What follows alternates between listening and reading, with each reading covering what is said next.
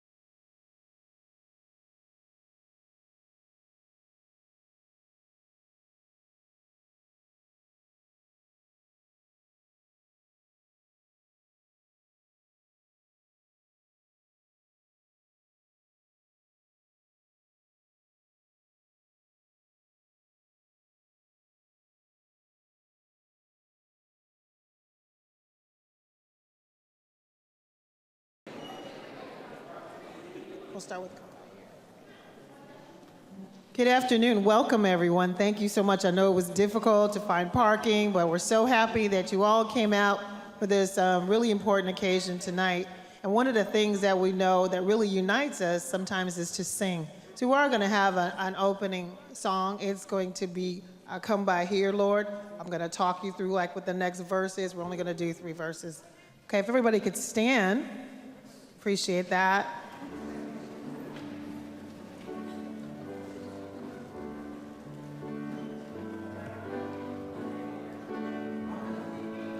Come by here. Come by here, good Lord. Come by here. Come by here, good Lord. Come by here. Come by here, good Lord. Come by here. Oh, Lord, come by here. We need your spirit, Lord. We need your spirit, Lord, come by here. We need your spirit, Lord, come by here. We need your spirit, Lord, come by here. Oh, Lord, come by here. Looking for a blessing. Looking for a blessing. Looking for a blessing, Lord, come by here. Looking for a blessing, Lord, come by here. Looking for a blessing, Lord, come by here. Oh, Lord, come by here. Come by here. Come by here, good Lord. Come by here, good Lord. Come by here. Come by here, good Lord. Come by here. Come by here, good Lord. Come by here. Oh, Lord. Oh, Lord. Come by here. Oh, Lord. Oh, Lord. Come by here. Oh, Lord. Oh, come by here.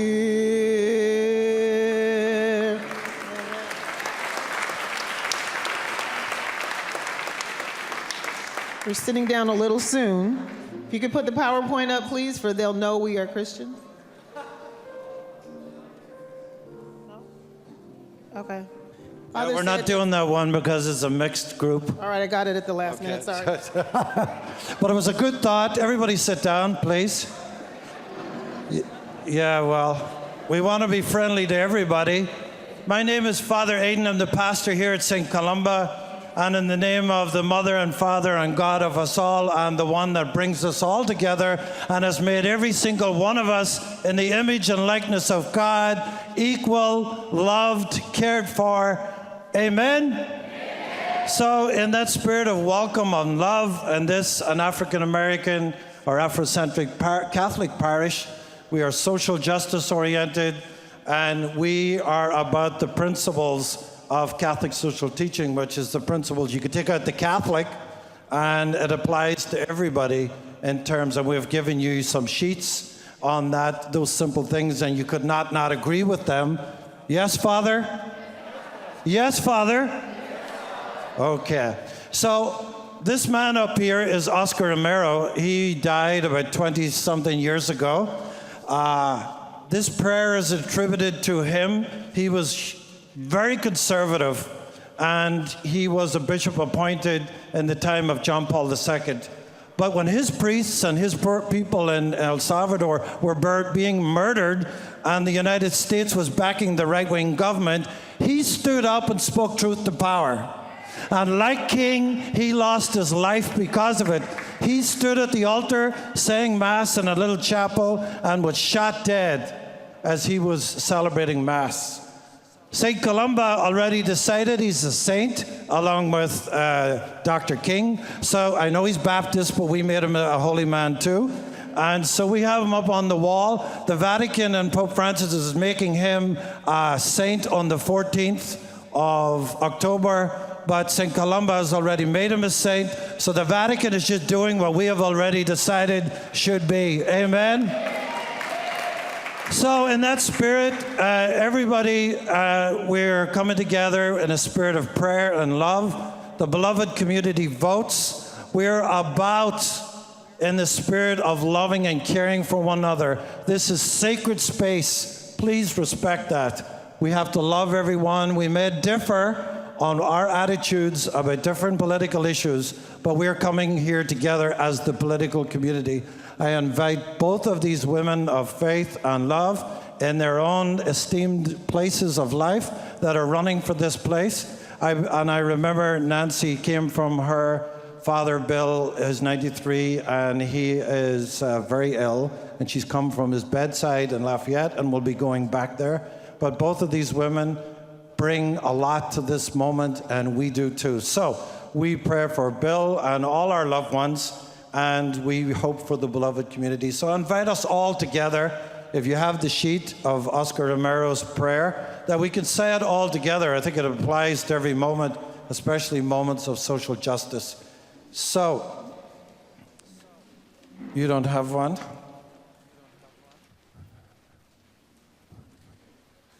Thank you. Giving your sheet up for Father. Okay. So let's all pray the prayer together and say it loudly. And so with one voice we pray. It helps now and then to step back and take the long view. The kingdom is not only beyond our efforts, it is even beyond our vision. We accomplish in our lifetime only a tiny fraction of the magnificent enterprise that is God's work. Nothing we do is complete, which is another way of saying that the kingdom always lies beyond us. No statement says all that could be said. No prayer fully expressed our faith.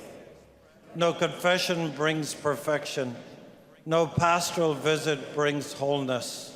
No program accomplishes the church's mission.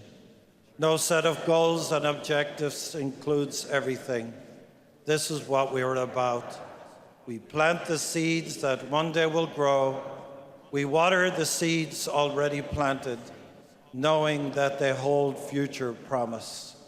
We lay foundations that will need further development.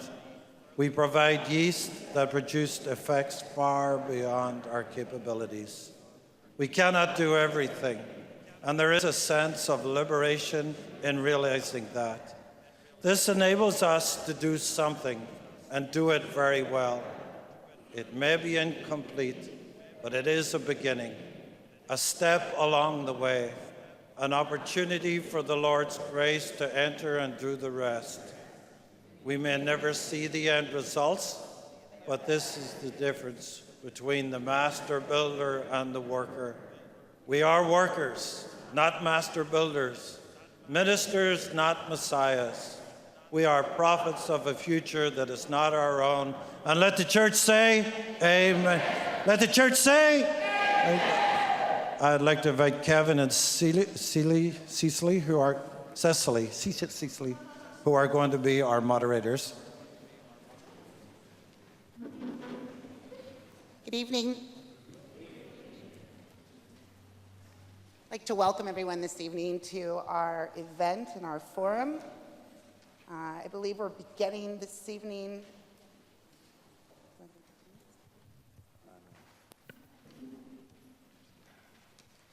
Okay, I think we're going straight into why we're here, which I'm a little surprised. Okay, so number one, welcome to St. Columba. We are here to hear from candidates running for a position that is very dire and very important to our community here in Alameda County. Since we're in church, we do not take one side over the other, but our goal really is to allow everyone to have questions.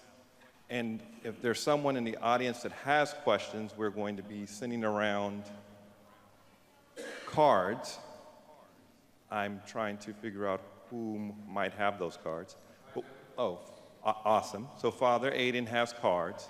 So you can now start thinking about your questions, and then what you're going to be able to do is write those questions down, and either myself or Cecily will ask your question on your behalf. There are some organizations that I'm told are supposed to have questions already prepared, and I believe that I'm going to get a list of who those are. I know that OCO, I believe, is one of the organizations that's here that has a question.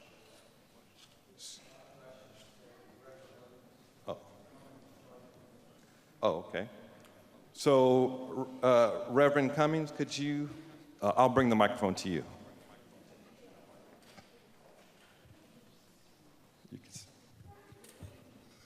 Say amen, everybody. Amen. I love it how Father Adan encourages us, and it is always a pleasure to be in his presence. If there's anybody who is my bishop as a Baptist pastor, it's Father Adan. And so I'm always pleased to be in this place. I'd like to welcome all of you to this wonderful event. We are here tonight representing OCO. I am in addition to pastoring the Imani Community Church in Oakland, California, which has its vision, faith to change our world, I'm the regional executive director of OCO, Oakland Community Organizations, a federation of 60 congregations, schools, and affiliated organizations that works to build power to bring about change in our communities. We have a simple message tonight. On an off year, when many people do not go out to vote, we want to encourage you to get out and vote. We want to encourage you to encourage everybody you know to get out and vote. In the county of Alameda, it is our estimation, based on our research, that 14 or 15,000 votes, one way or another, could make a difference in this city. Whatever your position is, 14,000 votes can go one way or another in terms of what we want to happen. And so we're encouraging to, the phrase that's been used is woke vote.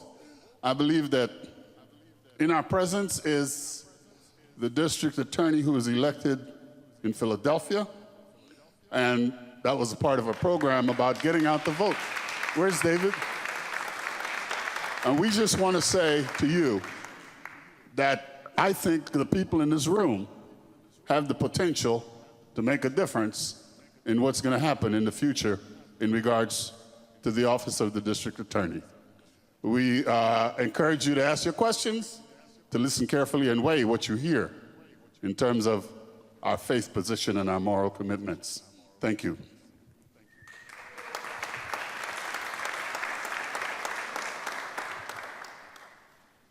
So now we're going to go to our St. Columba Youth Ministry, Urban Peace Movement, for a presentation about facts about the district attorney.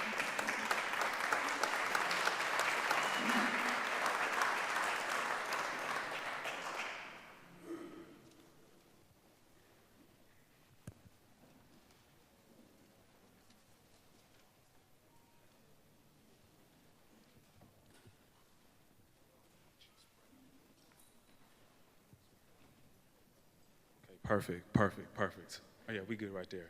All right, good evening, everyone. How's everybody doing tonight? Y'all feeling blessed? That's good, that's good, that's good.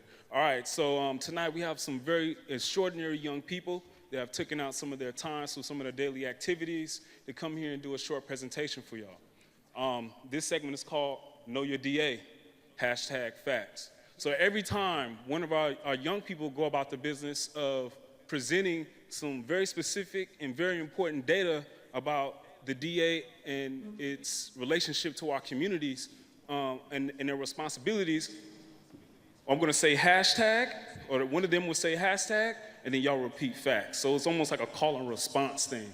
or whatever. So this is a way to kind of get everybody involved so nobody falls asleep, because we're young people, we're very energetic, and we want to make sure that everybody's involved. Again, I'd like to introduce myself. My name is Dudone Kofi Justin Brew, the Outreach Coordinator for Urban Peace Movement. Here we have St. Columba Youth, along with the youth from Urban Peace Movement that came together in collaboration to actually present this event, to present this section. So, where's up? Where'd he go? Is he? Slide, please. Okay, you guys ready? All right, hold this. All right, 1 second.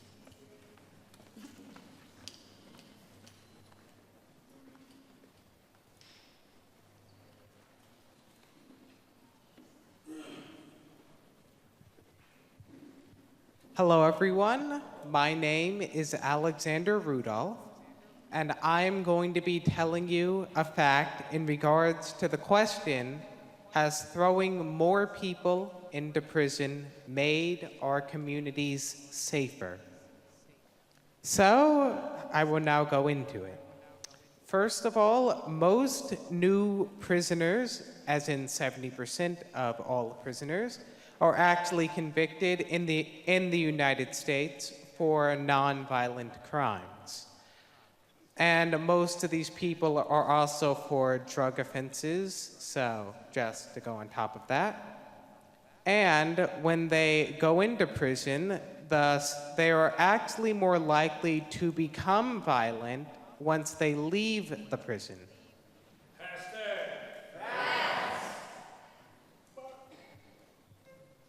Okay, so I will now advance off of the last statement I've said. So about 2.3 million people are actually in prison in the United States, but actually this is more people in of any country in the entire world. And California actually leads the nation in the amount of people in prison with 170,000 adults. So that's the most in the country.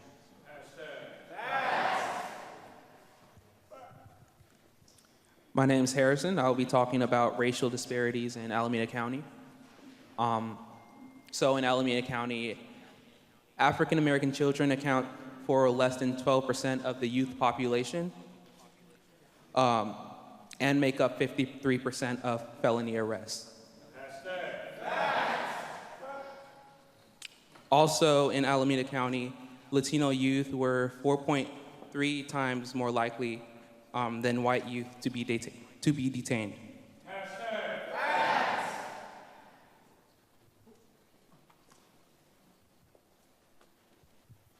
My name is Alejandra, and I'm going to be talking about the racial disparities in Alameda County.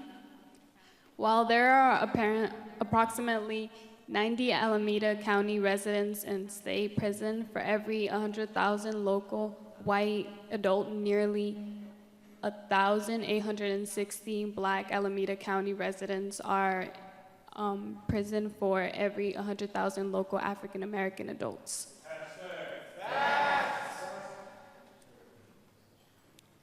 What is the power of the DA? If someone is accused of committing a crime, it is not up to the police, but the DA who has the sole power to decide if criminal charges are filed. The DA also can decide whether to move forward with the case.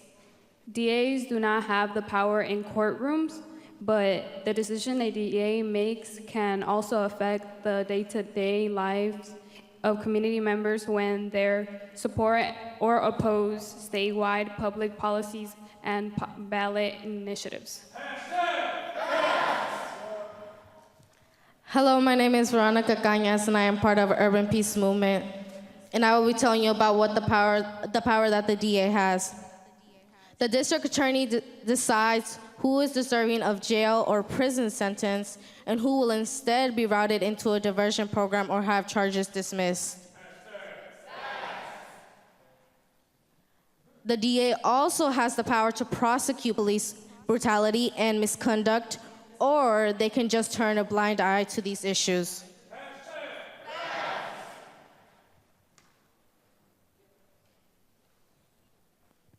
Okay, so essentially with these young folks, actually, can you give our young folks a round of applause?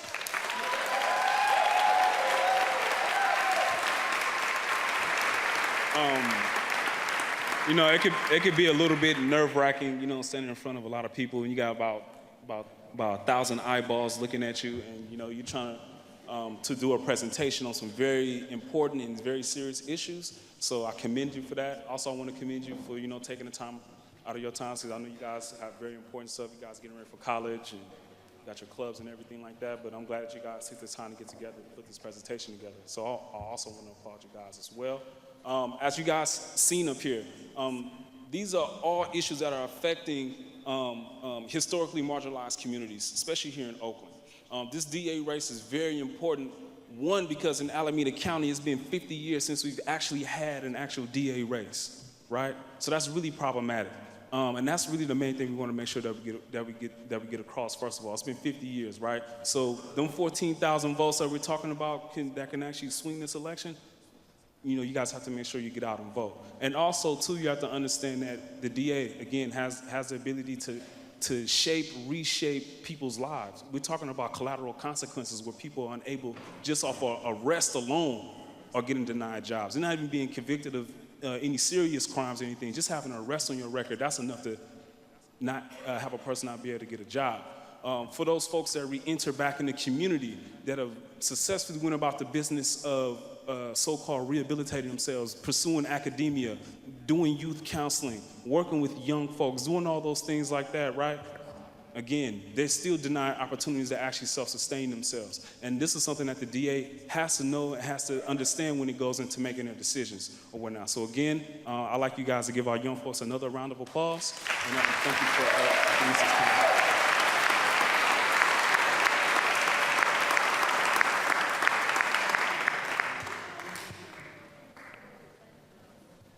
Thank you very much.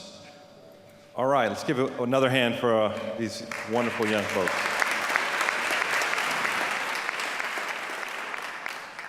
Okay, the moderators, I don't think you guys know who we are or why we're standing here, so we're going to give ourselves a very brief introduction, and then we're going to go ahead and talk about some ground rules about what we can expect to have at this particular discussion, and then we'll allow the candidates to introduce themselves before we take questions.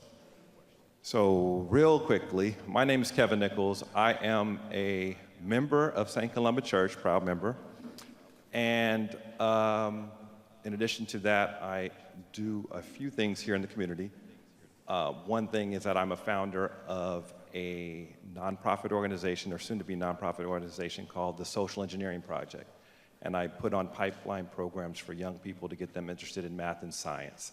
So that's not really connected to this, but I love my community and I want to make sure that we get the right person in this office. So with that, Cecily. Hi there. I'm Cecily Brewster. I'm also a parishioner here at St. Columba. I've been coming here for about a year. I'm a lawyer in Oakland. I started my career as a prosecutor and now work in defense work. I spend a lot of time handling domestic violence matters, so that's an issue near and dear to my heart. I currently serve on the City of Berkeley's Cannabis Commission and recently wrote some policy hoping to enact an equity policy for Berkeley and the cannabis industry. So I'm really glad you're all here, and I think Kevin has some ground rules. Thank you. Okay, so we are going to, Father already laid out what the expectation level is. We are in a sanctuary, so I'm not going to belabor that. However, this is not the forum, this is not the place for, shouts, interruptions, things of that nature. So we want to be respectful and mindful. We're going to allow the candidates to introduce themselves, and we're going to that'll be 2 minutes, and I will be keeping time. I will be the timekeeper for today. And we want to make sure that this is balanced and very fair. So the questions that we're going to review and go through are going to be fair questions that both candidates can answer and make sure that we keep everything above board with that regard. So.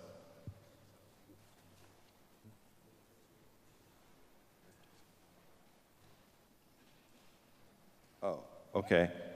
There is one item on the agenda that I am neglecting, which I will take ownership for. There's a lived experience panel. Is Darius Young of Urban Strategies here? Perfect. Here. Thank you. I would like to call up our panelists on the lived experience. Those of you that I've talked to, will you please make your way up to the front? John Jones? Yeah, you.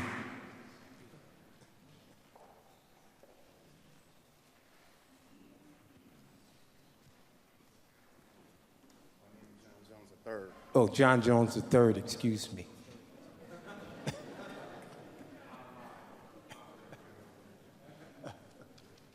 Good evening, everybody. My name is Darius Young, and I'm going to be moderating this panel right here. And this is a panel on formerly incarcerated individuals and family members of those that are incarcerated, talking about their lived experiences. Panelists, I'm going to ask you guys a series of questions based upon your roles in the community and your lives. I'm going to give you about a minute and a half to answer the questions as good as possible. But at first, I'd like all of you to give a short introduction of who you are. I myself, I'm formerly incarcerated. I refer to myself as a returning citizen because I do believe that when I come out of incarceration and I've paid my debt to society, then I am a part of society, and I've returned as a citizen to the United States of California. So with that said, I'm going to start with the ladies to my right, and I just want you to give a brief introduction of yourself, and just tell what is your experience and what you're going through right now. So just a little bit of who you are, quick. I'm Geneva Farmer. I'm a retired ophthalmologist in the bill I was over in Palo Alto. But however, I mean, one of my reasons that I'm here is to be able to voice my opinion and how I feel about the way the justice system is set up. And a lot of the things that go on, we never find out. For one thing, DA. When you talk with the DA or a prisoner, they give them that. They'll ask them, you want to take a deal? A lot of the people don't even know what a deal is. And they don't understand that. So if someone says, okay, you're going to, if you cop for 1 year and then you turn back around and do anything else, you're gone for life. Now that's not understood. I don't quite understand.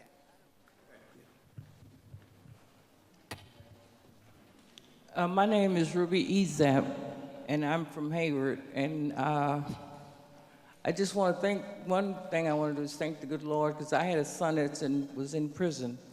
He had 25 to life. And a couple of months ago, they just called me and told me he was coming home.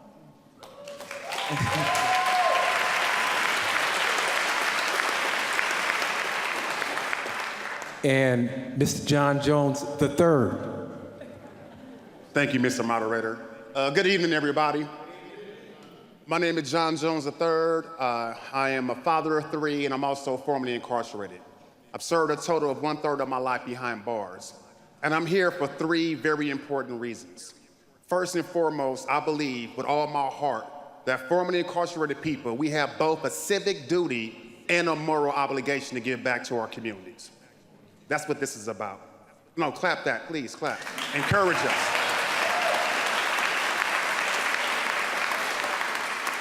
The second reason why I'm here, because I do believe hurt people, and those who are closest to the problem are also those who are closest to the solutions.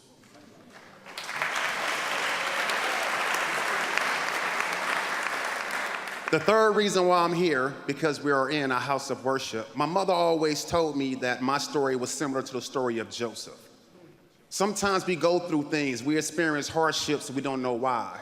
But I am so humble and so blessed to be in a position to where the things that people like myself and Darius have personally experienced are now part of the national conversation. It has went from a place of shame and neglect and abuse to a place of power and humanization. So thank you all very much. Thank you, John. Last but not least, your name? Hello, everyone. It's wonderful to be here. My name is Siobhan Brown. I am formerly incarcerated. During my incarceration, I founded an organization called Mothers to Mothers Alliance, which helped women inside the institution reconnect, visiting, and reunification with their children, which is a really big depression on the inside. Just trying to keep the family unit together. It was good for the women, they did their time better, and it was good for the children as well out in the community as far as their schooling and stuff like that. I am a 2013 Women's Policy Institute alumni, and I am the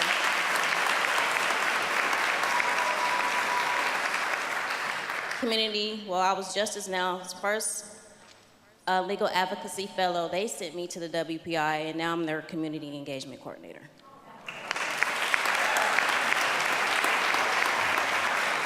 So with that, my first question is going to be for Siobhan. And I'm going to ask you this question. From the perspective of being an African-American woman, how has being a former person who's a felon affected you in the areas of housing, career, education, police interaction, and day-to-day living?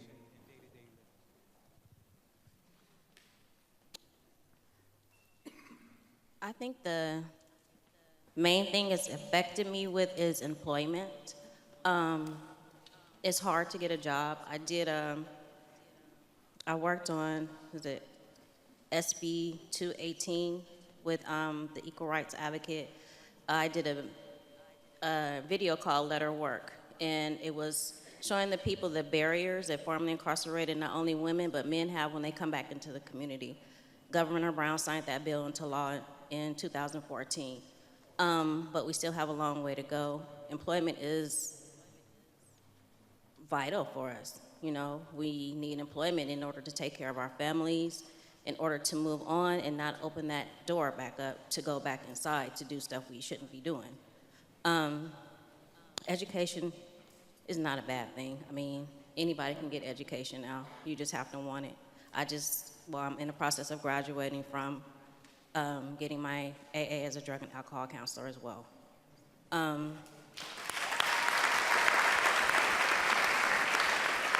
Housing is bad. I mean, housing is bad for everyone. I mean, everywhere. It really doesn't have to do with being formerly incarcerated, but that's like a check mark for us as well. So that's pretty much employment. I think that's the main thing. John, from your perspective, what challenges have you faced as a returning citizen? When I paroled from prison July 6, 2012, after 5 years, 30 days, 18 hours, 47 minutes, and 36 seconds, not that I was counting, I was both homeless and unemployed for 18 months. And it's very important to note that first and foremost, I am actually a federally licensed aircraft mechanic. But due to 9/11, they passed this policy to where you have to be 10-year felony free in order to work. Keep in mind, I have student loans I have to pay off as a father of 3. And I found myself in a real low place. And that's when I got involved with organizing. But it's very important because when we talk about things like reintegrating to society, I appreciate my brother's use of the term returning citizen. I don't use it for 2 reasons. First and foremost, as a human being, I recognize that's a political term, and some of our neighbors, our brothers and sisters, are not considered citizens because they wasn't born here.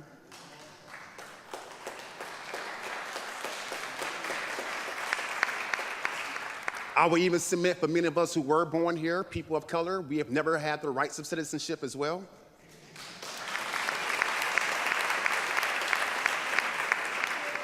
But I do want to say two final things. There were many barriers. And it's very important. When we talk about this housing crisis in Oakland, today, getting eviction is pretty much, I call that a death sentence, meaning your ability to remain in the city it doesn't exist. And it's further compounded when you have to apply. When you apply for application, you have to mark that box. And I want to leave you with something, two important things. First of all, faith is the substance of things hoped for, based on the evidence of things not seen. In 2013, me and this brother right here, we were both formerly incarcerated, homeless and unemployed, but we had a desire to give back. We didn't know what that looked like. We didn't know what the future held in store for us, but we believed. And we believed because people believed in us. People believed in us enough to give us a chance. That's the power of community. So please clap that one up. And I got one final thing I want to share with you, and this is the power of transformation, because that's what we're talking about here. I want to share this with you. Over the last 18 months, I've been blessed to receive 7 awards based on the work that I do in this community. You know, most people work, you don't get that. But I want to share that why that's so powerful, because we are changing the narrative. There was a narrative, especially around like black men, for example, and people of color, that made it easy to incarcerate us and lock us up because we were perceived as animals. This relates to the draconian drug policies that we've seen that have locked up people of color for decades. So to be part of a process where we're turning that narrative upon its head and proving that it's a lie, because the devil is a liar, and proving above all that everyone, don't care who you are, nobody's the sum of your mistakes. Nobody deserves to be told no. Nobody should have to be forced to repeat the worst thing that you quote unquote done in your life. And the last thing on this before I pass it back, because I am in the house of worship and I will get to preaching. Father Aiden, I won't do it. I know this is your house. But the young people talked about facts. Let's hashtag this facts. 92% of criminal convictions in this country is not the result of someone being found guilty by a jury of their peers. They're the result of a plea bargain.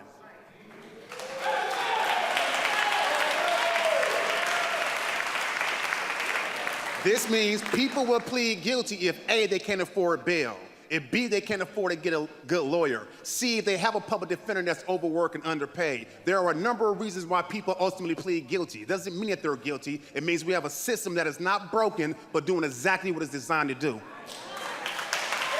All right. So my next question will be directed to our 2 family members. Ruby,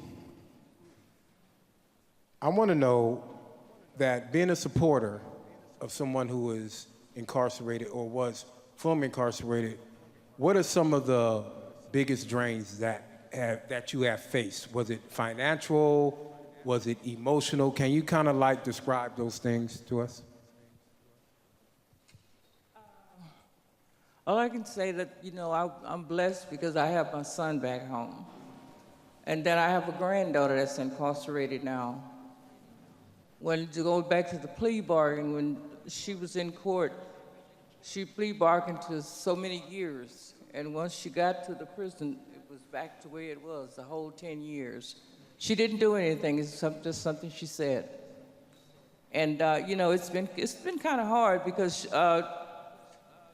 I'm the only one she has, her family, her father, her mother. I'm the only one, and I would go my husband and her 2, and she has 2 girls.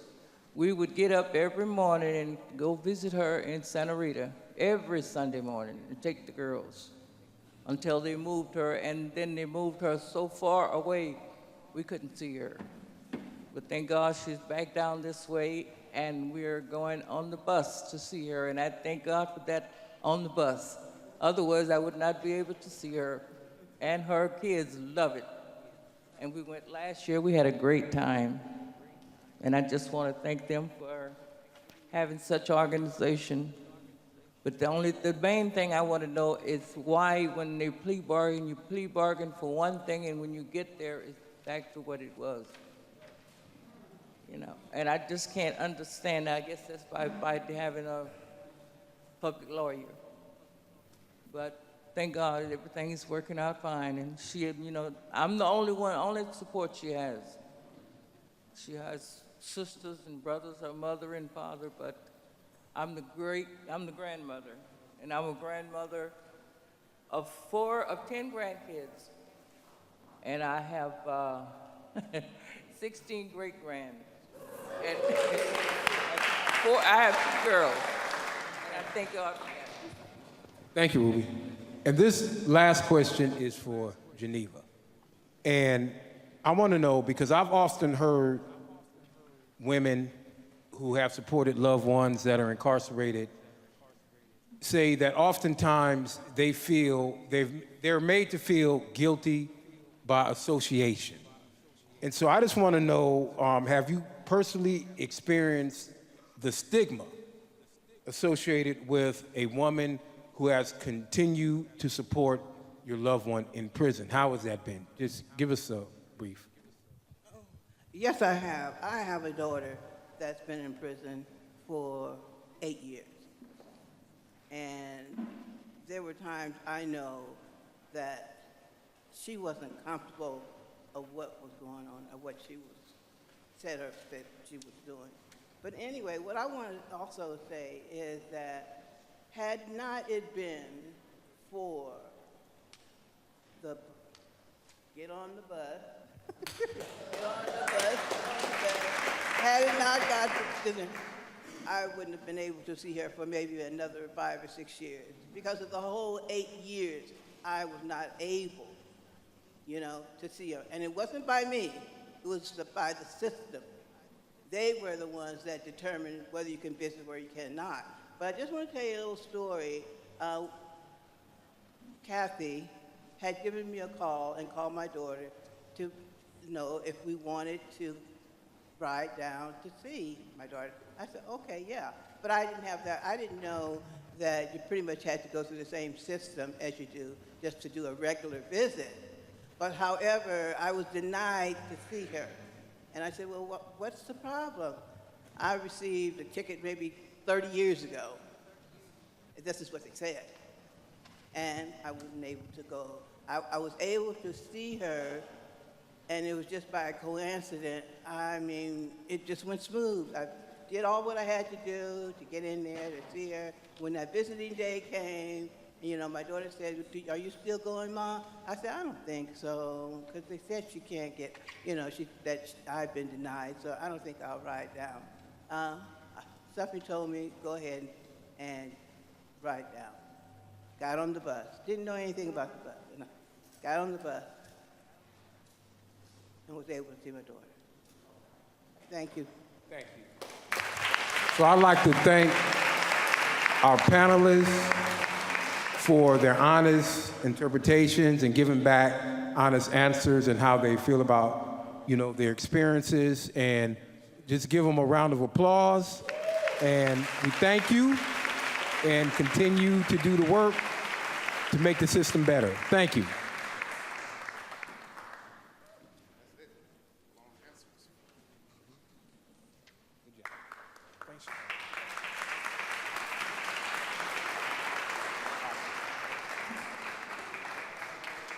Thank you for that. That was magnificent. I apologize for almost cutting you guys' time out there.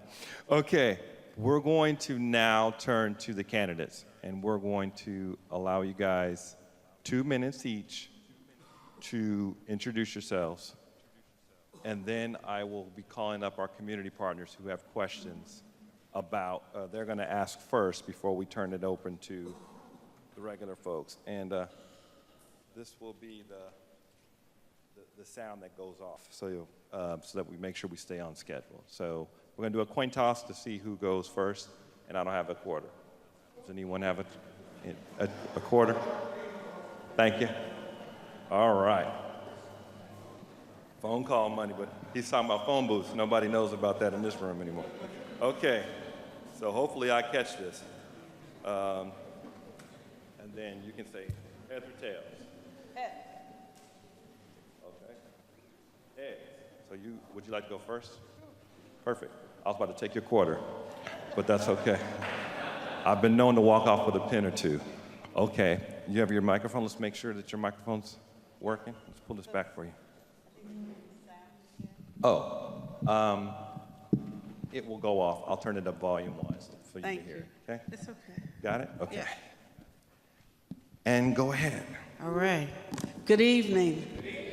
My name is Pamela Price. It's my honor and my privilege to come before you tonight, and thank you all for coming out.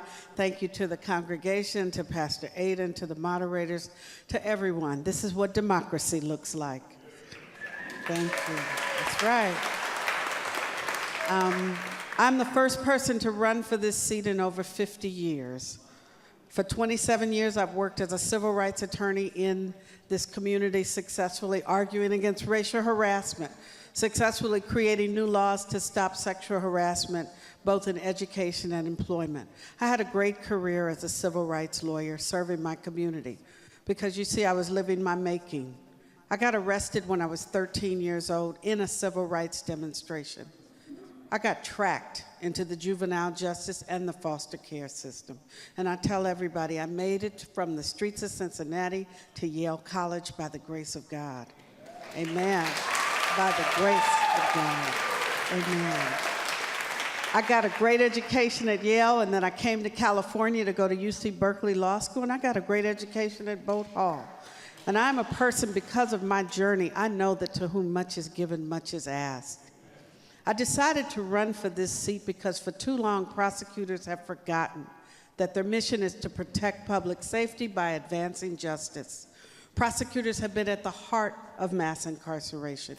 We have a system now where most people plead guilty, and whether or not you get the sentence you get, whether the amount of time you spend in jail, is determined by how much money you have.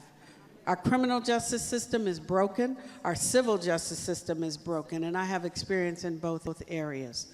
I felt compelled to step up and serve this community in a way because I'm a drum major for justice, because I understand that it is so important that we have a person who has lived a life of experience, of suffering, of triumph, of redemption, and of compassion.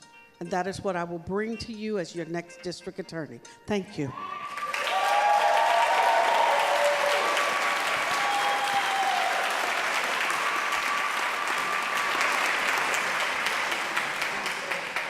Good evening to everyone, and I'm very, very happy to be here, and I'm glad to see so many people here, and thank you for coming.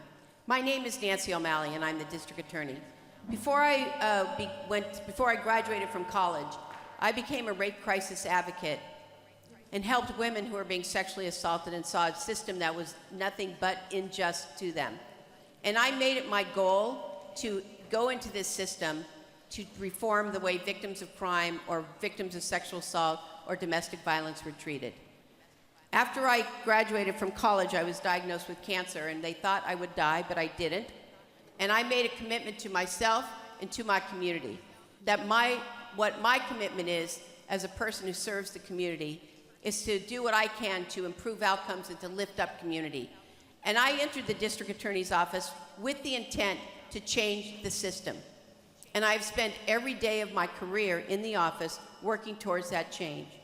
Starting with victims of crime, we serve 30,000 people every year who have been hurt by crime. And we've provided some tremendous opportunities for empowerment, for healing, and for being able to get beyond the trauma that they've experienced. But we've also reformed the justice system for people who have come in. We have created collaborative courts, what we heard earlier about people just being locked up. That's not Alameda County. Some people do get locked up because we have violent crime, but most people do not, because we've created 8 collaborative courts that are able to look at people's individual needs and help them with the resources they need to be able to have a different choice or to have choice in the first place. Mass incarceration does exist in this country, but not in Alameda County, because we have been working on bail reform. We have been working on getting people out of jail and into programs. We do not support cash bail. We want people to be able to get the help they need. And then I will tell you that the result of that is our recidivism rates are lower now than they have been ever in this county. So our investment in people who have been involved in crime or in healing victims of crime is showing the improved outcomes that is my goal as your district attorney.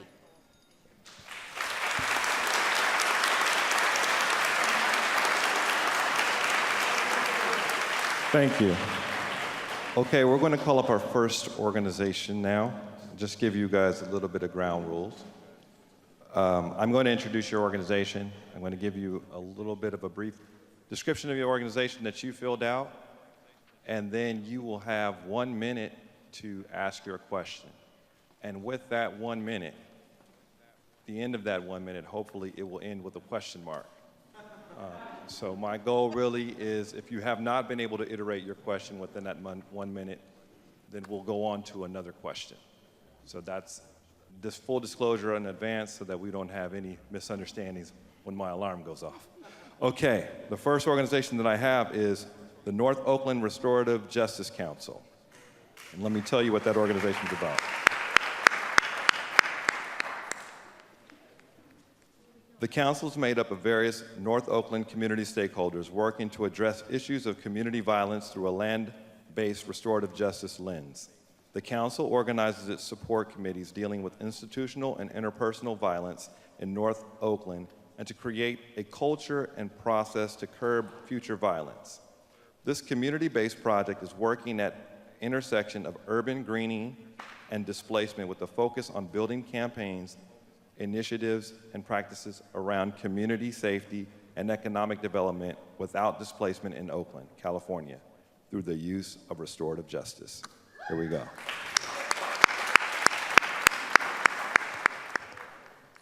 What restorative policies would you put in place? Yeah, your mic. I can't, I thank you.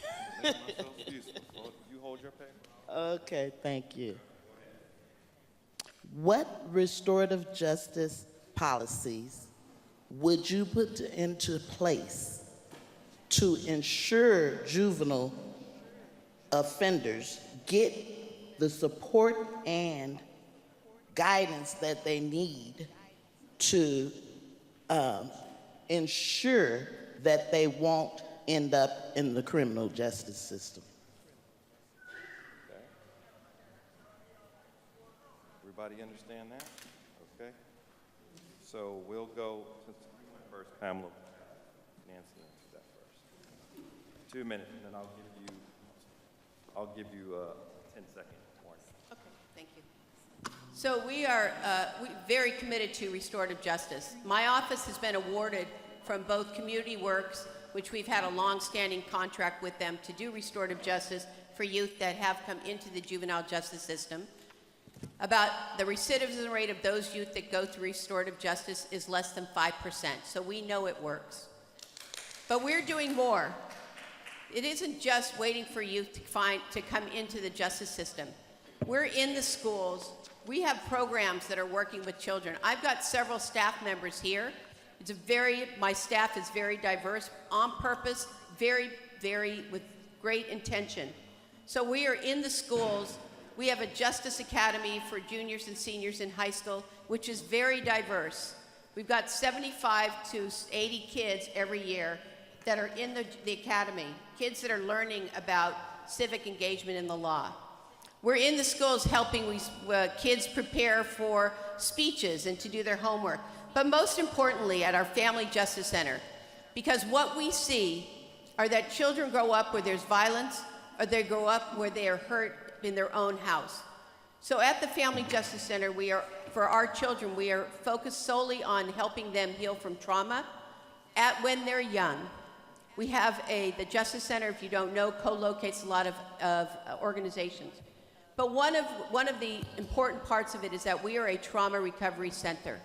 So children who witness trauma, even walking down the street or hearing gunshot or themselves violence in their home, are traumatized, and they come to the Justice Center where they're able to be treated, to be healed, and to move beyond, rather than have trauma layer on top of trauma, layer on top of trauma, or have that child repeat their parent's life. Is that mine? Okay. And in addition to that, we have programs where we are in every school in Alameda County, school district in Alameda County, called Everyday Counts, because when children have an education, when they have healthy living, that we know that they're going to grow up to have the choices and to have the beautiful life that we hope for all of us. Thank you. Thank you. Pamela.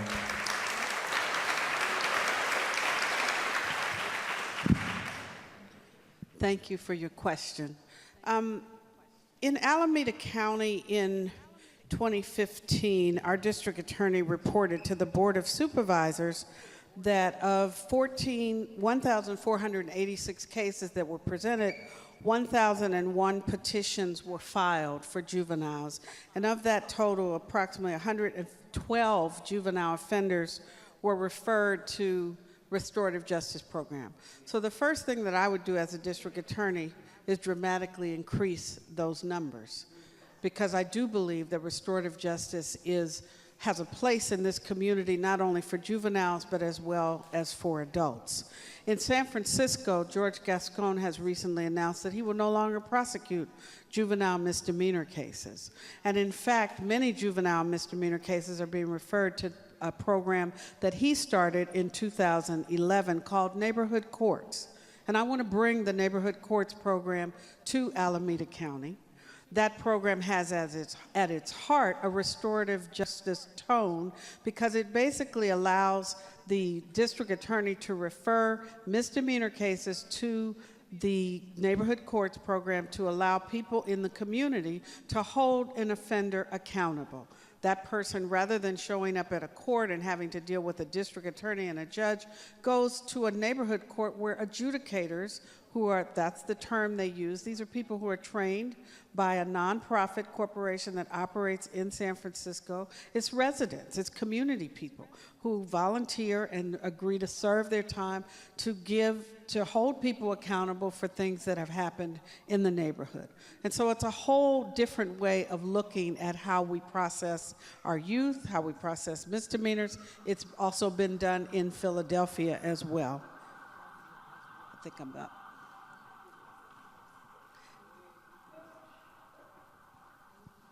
Thank you.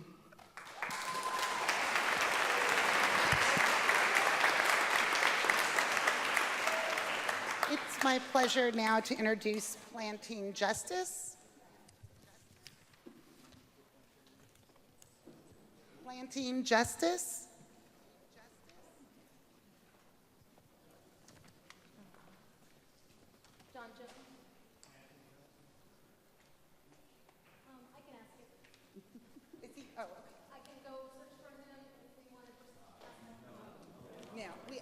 So Planting Justice is a grassroots organization with a mission to empower people impacted by mass incarceration and other social inequities with the skills and resources to cultivate food sovereignty, economic justice, and community healing. It sounds like we have someone who's going to ask the question.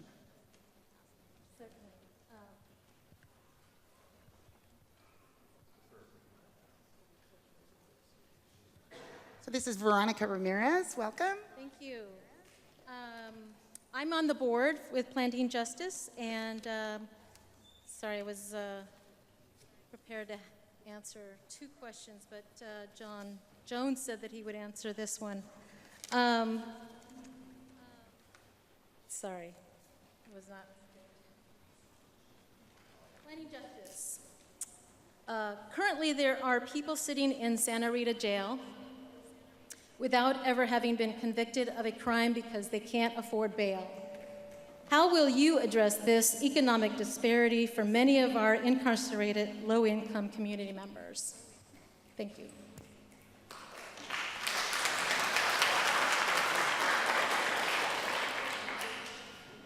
I think, who went last? Okay, you go first this time, Pamela. Okay. 2 minutes. I am fully committed to abolishing money bail in Alameda County.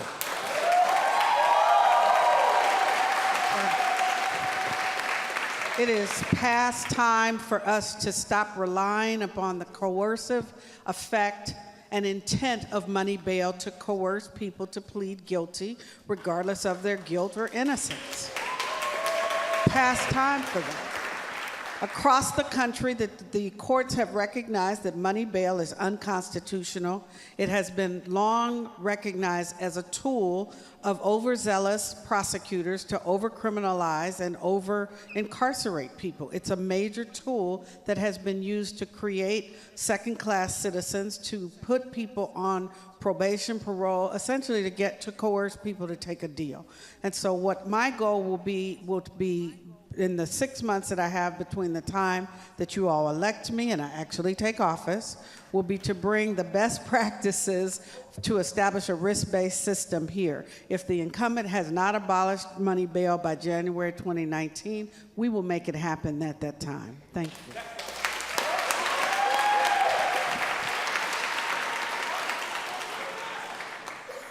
First of all, we are also opposed to a system of cash bail. We want people to be released and into programs, which is exactly what we're doing.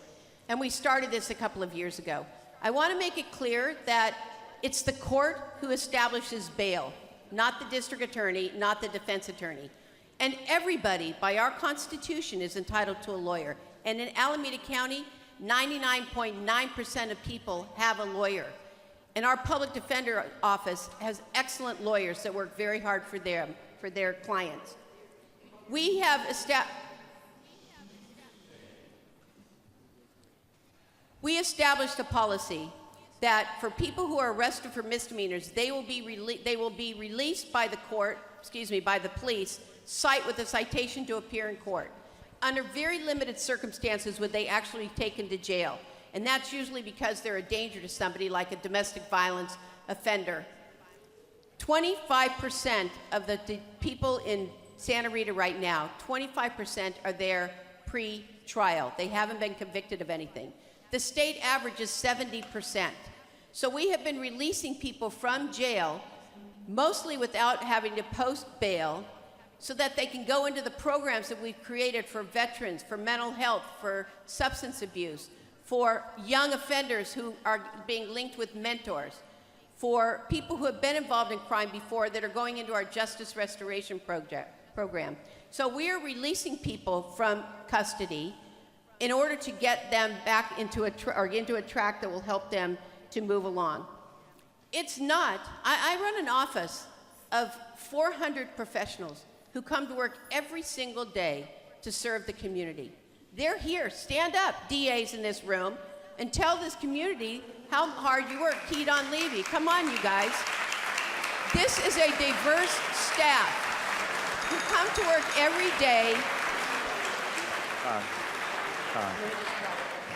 This is a diverse staff that comes to work every day. It is not right to say that plea bargains are to coerce people into we have a fair system in Alameda County that functions and delivers justice. Not necessarily convictions, but justice. Thank you. Okay, next I'd like to call up Urban Strategies Council. And I'll reiterate what Urban Strategies Council is: a research and advocacy organization dedicated to social, economic, and racial equity. We work to hold institutions and systems accountable to community needs. Is someone here from Urban Strategies? Oh, yes. You were here earlier. Okay. All right. Thank you. I'm from Urban Strategies Council, and we do work through the Justice Reinvestment Coalition. And through the Justice Reinvestment Coalition, we have worked a lot, very hard to do work on reentry, because we believe that reentry is a part of getting people back to the community. So my question is, as the district attorney, first of all, what will you do and what have you done to support reentry services, expand them so that more money goes to communities to do the services that they need? And how can we keep expanding on those things to improve the amount of money that goes to community-based organizations to establish programs and get people into housing, jobs, and education? Nancy, you're first. Well, the first thing that we're doing is that we have a special court, reentry court, to allow people that are coming back to our community to have stability and to have support as they're getting settled back in. The second thing that I've done is I reach out to people, to returning citizens, like our questioner here, Darius Young, as well as I have a working group of men who are returning citizens who have been to prison for murder, done their time, and they came back. They're sitting here, some of the men that are here that are developing impacted lives. And we're working very hard. We're applying for money. I'm investing money so that we have men and women who have been incarcerated who have come back, who are contributing to the community, like John Jones III said. That is an important area of being able to have someone with that experience to be able to work with people to support them as they are returning and are back in our community. We also have a realignment program. This county gets about $40+ million every year to support people who have been caught up in the criminal justice system. I'm part of the leadership of that, and we put about over $20 million into the community for job training, for mental health, for substance abuse, for housing, for re-entry. I led the strategic plan with the community to find out where they believe the money should be placed. What are our priorities? Not that I'm deciding, but the community decided. And then we followed through with that, working with the community and working through our probation department. So we're doing a tremendous amount and investing a lot into helping people that have been caught up in the criminal justice system to be able to have stability, to have support, to set aside convictions, to expedite having them get a pardon and rehabilitation certificate from the governor, to doing legislation to make sure that we have the resources that they need and the support from the system that we provide.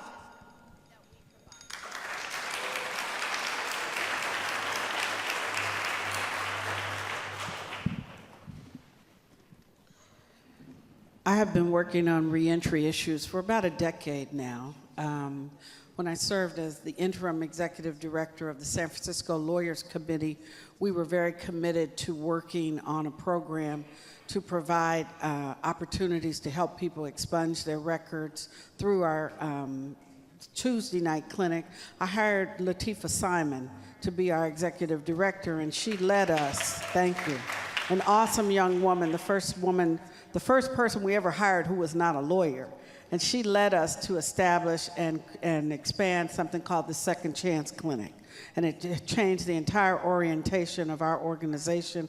I served as the board chair during her tenure, and she knew I had her back during that entire time because I understood how important and essential it was for us to fight the impacts of mass incarceration and try to work to repair the damage and harm caused by the over-criminalization and the over-prosecution of Black and brown people throughout this country.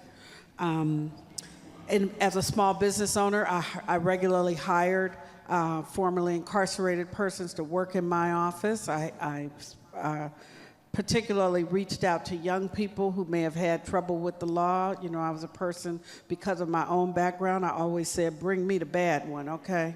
Put that one and assign that one to me. I also worked in Contra Costa County with the Racial Justice Coalition on reentry issues and had an opportunity to work with an organization called Men and Women of Purpose, which does reentry work in all of Contra Costa County. They're the only organization in Contra Costa County that is in all 3 jails, and they do an amazing job of providing access, a path from prison back into the community and providing support services through a coalition of community-based organizations. Thank you.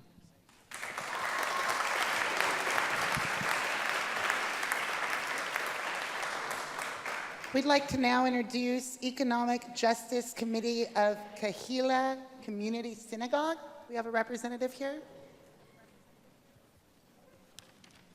Kahila Community Synagogue Economic Justice Committee, through a variety of efforts, has been working to heal the world, Tikkun Olam, since its founding in 2005. Kahila joined Oakland Community Organizations in 2006, and this is Mandy Bratt.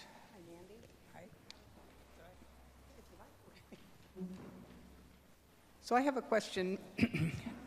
Besides excessive use of force, aren't some Alameda County jail practices actually criminal? What role should the DA have to pursue jail residents' complaints about contaminated food, neglect of healthcare needs and other conditions, and correctional officer behavior? Thank you.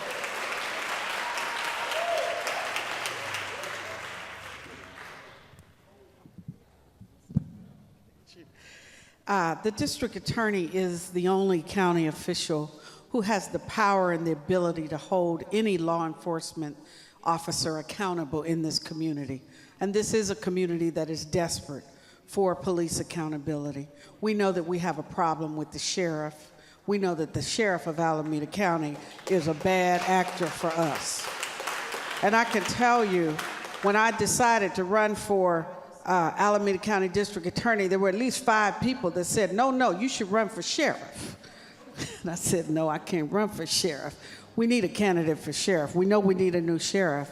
And in the interim, we know we need somebody who's watching what's going on in that jail. The problems that particularly women have experienced that have been well documented over the years, the problems, the constitutional issues that arise from the conditions in that jail, they are not new.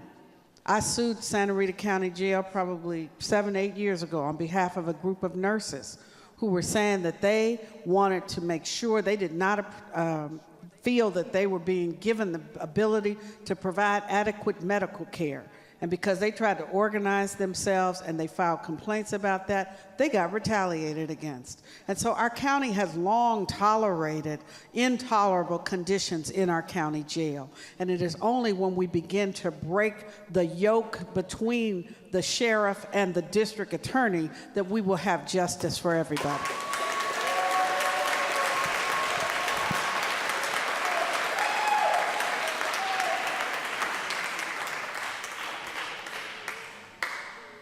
The district attorney, the county council has the legal oversight of the jail. They defend or represent what happens in the jail. The role that the DA plays is twofold. One, that one of my lawyers is the advisor to the grand jury. That person is walled off from the DA's office, and they work just with the grand jury. The grand jury has been out to the jail to do investigations, and they issue a report every year.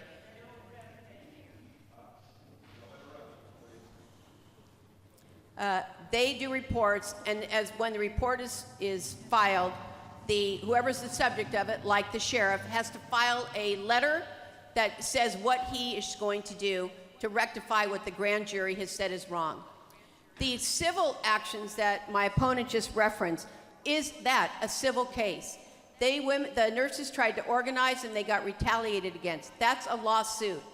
We are prosecuting 8 deputy sheriffs right now for criminal behavior that they engaged in the jail.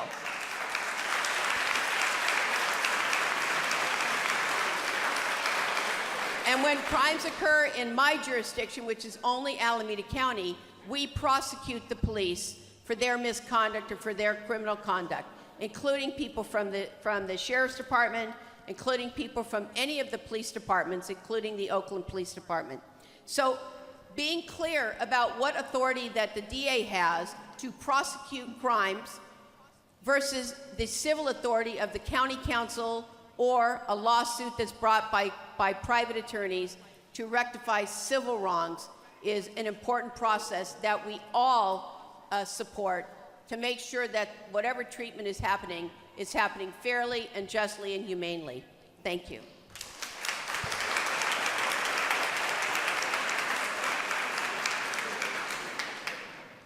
Okay, I'd like to call up Imani Community Church. Imani Community Church, at Imani Community Church, we have faith to change the world.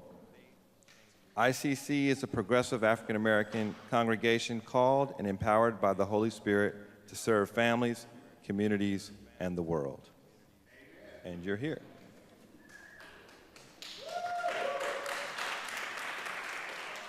Good evening. My name is Janice Taylor, and I represent Imani and Oakland Community Organizations. This question piggybacks a little bit on what Mandy was asking, but maybe more specifically. AB 931 is a piece of legislation that we want to pass this year. AB 931 will attempt to hold police accountable for what the community deems to be inappropriate response to community acts, such as young people of color being shot in the back in their grandmother's backyard without a weapon. We'd like to know how you would ensure that Officer Mateau is held accountable for the death of Salim Tyndall right here in our city, right? Thank you.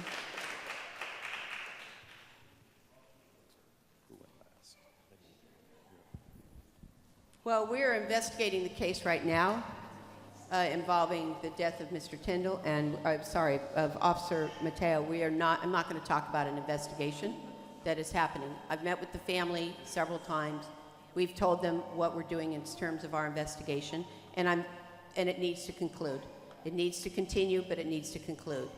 And it is the job of the district attorney the one question that needs to be answered in this situation, or in all situations involving police misconduct, is there evidence that proves beyond a reasonable doubt that the officer either committed a crime or is responsible for the death?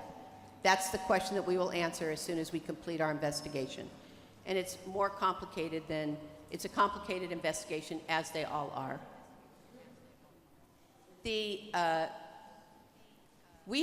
my office, I have 12 teams of investigator and lawyers who look at in-custody death or officer-involved shootings. They do a parallel investigation. When that happens, the police department does a personnel investigation.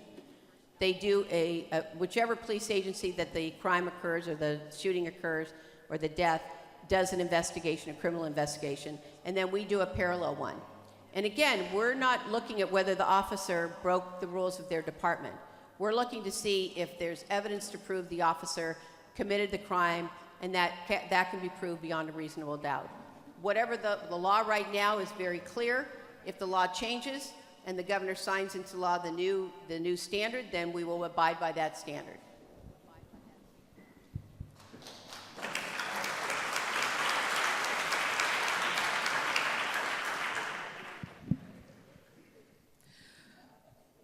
The district attorney, as I said before, is the only law enforcement official, the only justice agent in our community that has the ability to hold police officers accountable. Alameda County does not exist in a bubble. The same stigma that black people suffer in this country that causes unarmed black men to be shot, to be racially profiled, to be detained, to be treated essentially as second-class citizens.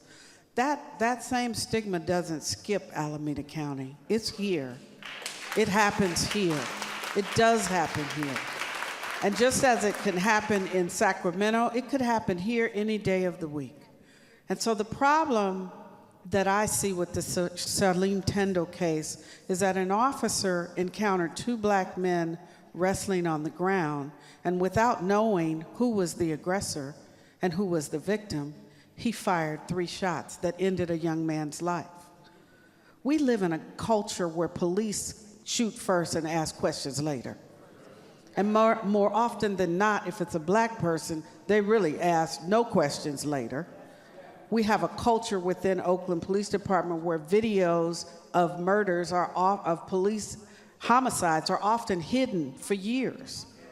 And they only get disclosed in litigation that we find out. We have a culture where police officers choose to fire their weapons after they turn off their body cams. And so as a district attorney, my responsibility is to give officers, law enforcement officers, a clear message that it is not acceptable in this community to shoot first and ask questions later, that it is not acceptable to shoot unarmed black men, black children, under any circumstances simply because you are afraid of black people. That is not okay. Thank you.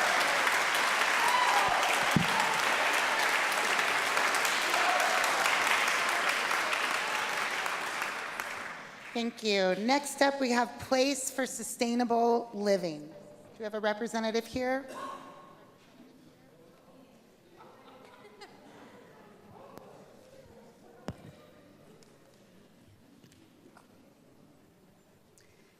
Hello again.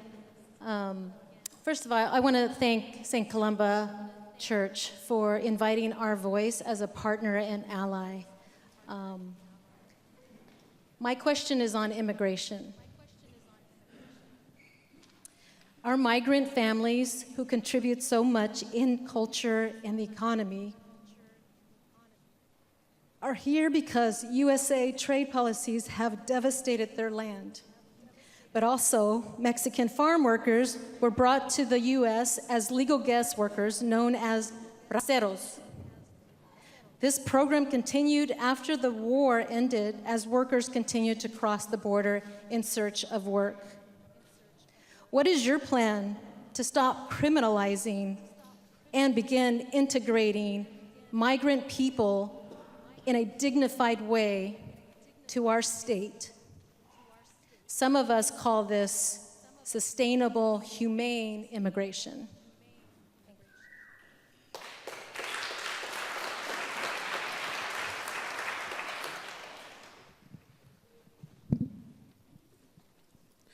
It is absolutely essential that we recognize the diversity and the beauty of our community, and that those who came here under those type of programs have every much a right to be here as any of us, that they are part of the fabric of this community, that we are so blessed in Oakland and in the Bay Area and in Alameda County in particular, because we do have so many cultures, so much diversity. And so we have to respect that and protect it.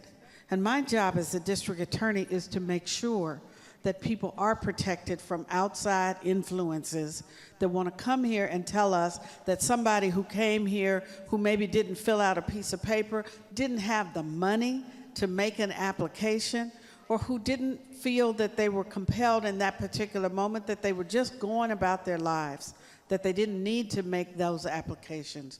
And now they may not have the ability to do that. That we have to protect those folks just as much as anybody else, which means we don't over-criminalize them, we don't overcharge them. And now in the time of Trump, we have to go back and look at those who we already compelled to take deals that created immigration consequences and make sure that we create a streamlined, aggressive process to get rid of those convictions. That's my commitment to your community. Thank you.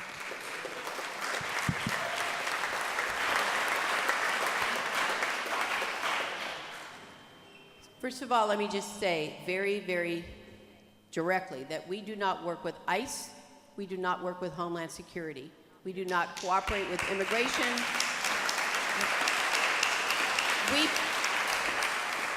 We protect people who are here from any type of we protect people who are here. Let me just stop that right there. The Family Justice Center, which I created in 2004, we declared back then when we opened our doors that it was a safe haven for any victim of crime to come in, and that if somebody was here without documentation, that it was a safe haven for them if there was an issue about INS or immigration or ICE. We don't ask people what their immigration status is. We serve everyone, and we protect everyone, including the people that work in my office who we are protecting, who are dreamers and are here without the immigration papers. So we are protectors of this beautiful, rich, diverse community that we live in, that has people who were born here, people who immigrated here, and people who came up for jobs as the guest worker we were talking about. The Family Justice Center, like I said, Family Justice Center is a safe haven.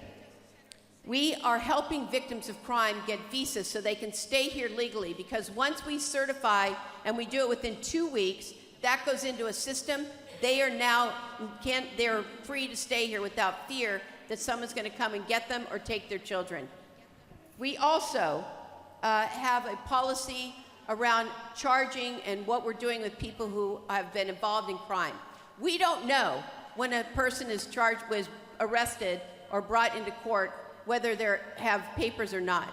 With the defense attorneys, the public defenders, immigration lawyers tell us. And when they do, if it's not a serious violent crime, which we haven't had yet, when they do, we modify the charges so that that person can get out and not have an immigration consequence.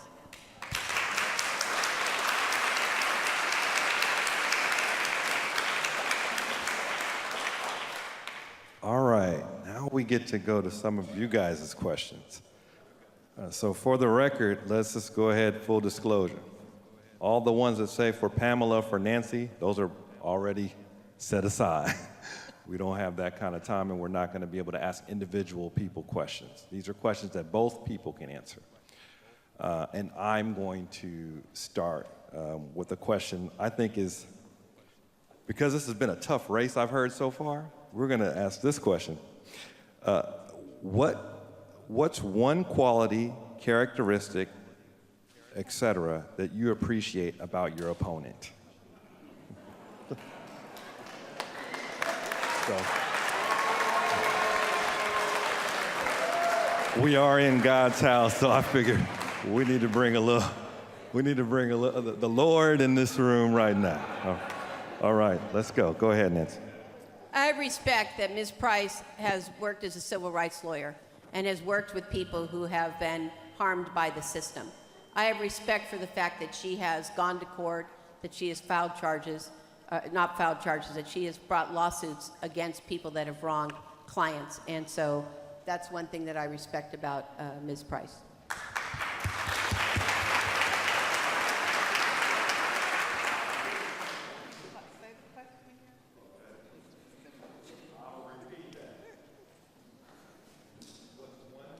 What's one quality, characteristic that you appreciate about your opponent?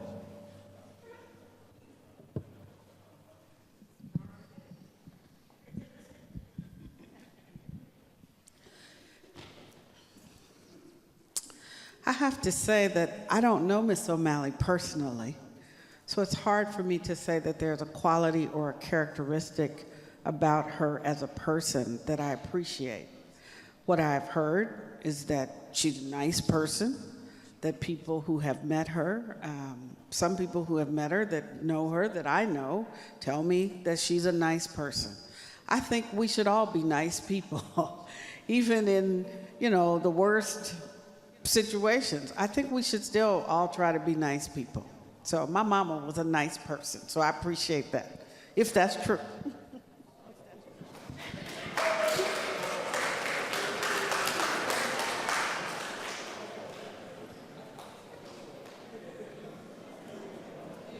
So regrettably, we neglected one of our important community partners. So we have one more question, and that's from Urban Peace Movement.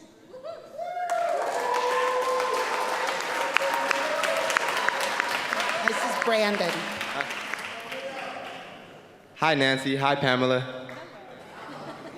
So before I go in, we did a couple of presentations, but I'm gonna just let y'all know what Urban Peace Movement is a little more before I jump into my question. We're just a nonprofit that work on making sure that we work with politicians on pushing policy that benefit youth. So that's just basically what we do. You know what I mean? And my question is as such: how do you plan on working with the community and youth-led organizations to enact strong alternatives to incarceration, healing practices, and policies that treat our youth as youth? For example, we had somebody in here that came from another state that implemented a 100-day process. That what they were going to do for the first 100 days in office is dedicate those 100 days to working with community-ran organizations. So that's something that I like to see out here in Alameda County. What's y'all take on that? Yeah.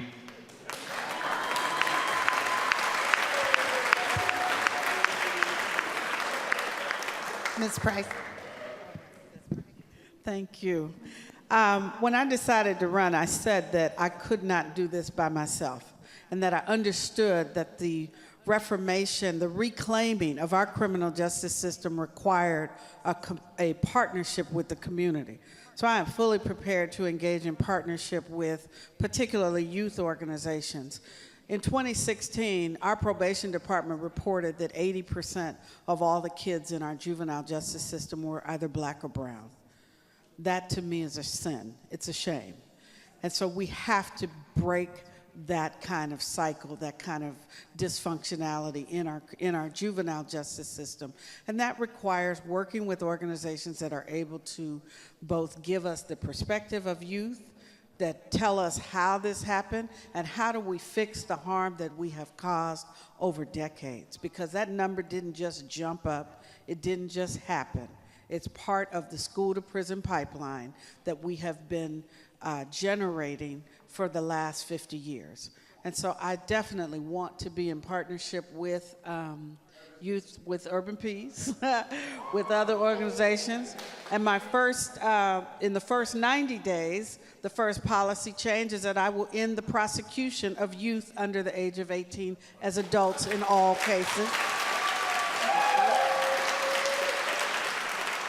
I will end the practice of seeking life without the possibility of parole for young people between 18 and 25. And number 3, I will significantly reduce the juvenile case filings by expanding youth diversion programs, instituting neighborhood courts, and advocating for funding to significantly expand employment opportunities for youth. Thank you very much.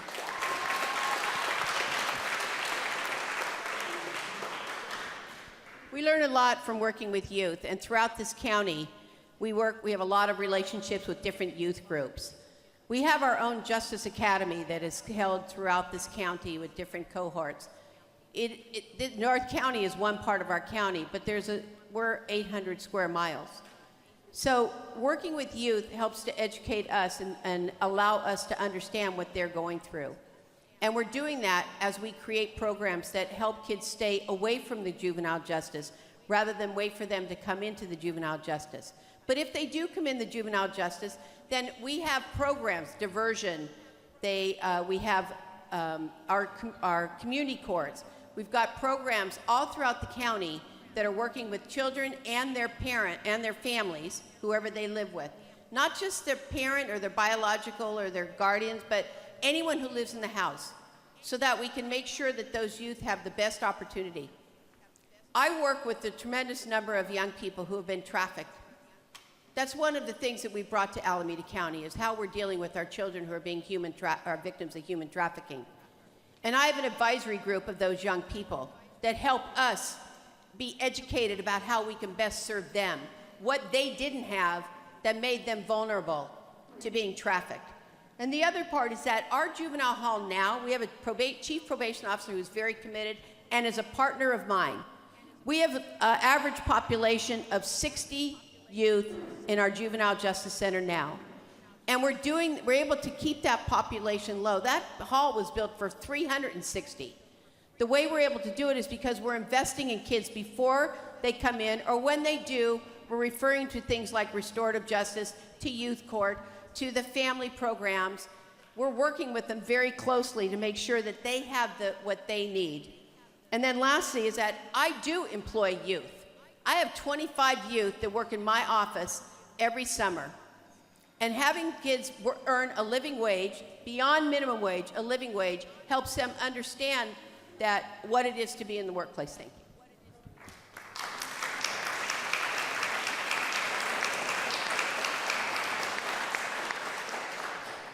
So back to audience questions.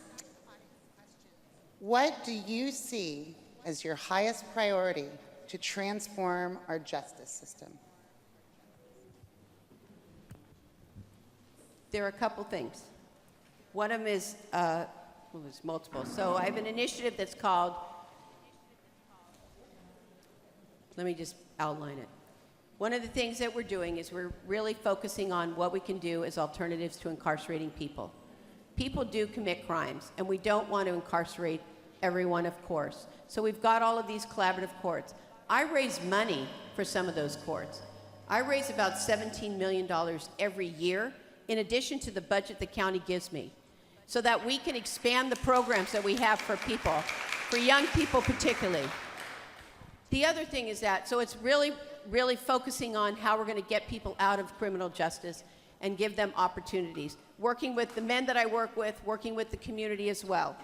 The other priority that I have is making sure that victims of crime are treated with respect and dignity, and are continue to be treated that way. It's important. We started out by John Jones III saying, hurt people, hurt people. Well, we have hurt people in this community who didn't do anything other than be in the wrong place at the wrong time, or have bad luck, or fall prey to someone who's committed a crime against them. We have families who have lost their loved ones to murder. We have families who have been sexually assaulted, or victims of domestic violence and domestic homicide. So we focus on all of those areas to make sure that we can intervene early in families to prevent things from happening, but also to make sure that when victims do come into the system, that they have the resources they need.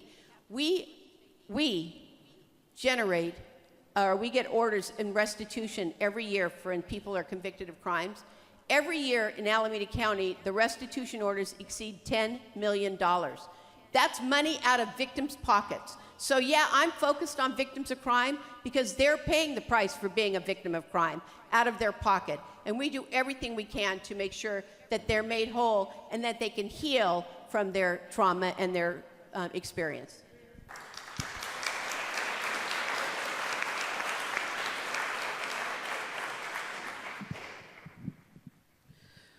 My number one priority, once I'm elected district attorney, will be to repair the harm caused to this community by mass incarceration.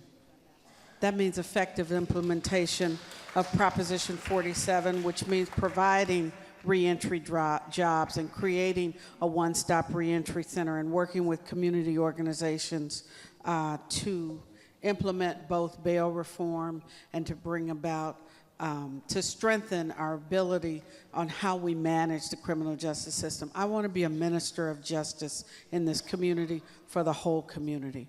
My number two priority, and I don't see them as one and two, but this community is desperate for police accountability. Public safety. And I understand, I get that. Our entire system is undermined and perverted when we turn a blind eye to police misconduct. Public safety requires public trust. We need public law enforcement officers to protect and serve this community. We need them to do that in a constitutional manner with respect for all citizens, regardless of their gender, race, color, sexual orientation, or religion. And until we implement that as a baseline standard in this community, we are not going to have public safety. If not one of us is safe, none of us is safe. And so we have to hold police officers accountable. That is going to be the most difficult part of this job because we haven't had it in over 50 years.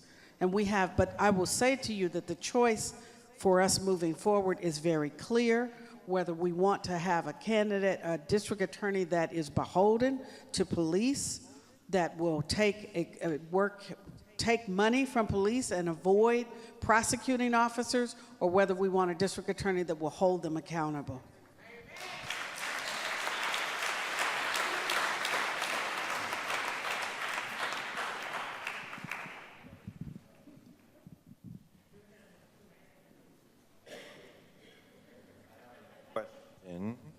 Question. Thank you. We live in a dynamic time of civil action and mobility. What is your position on peaceful protests which interrupt normal activity, such as blocking streets, highways, and public transportation?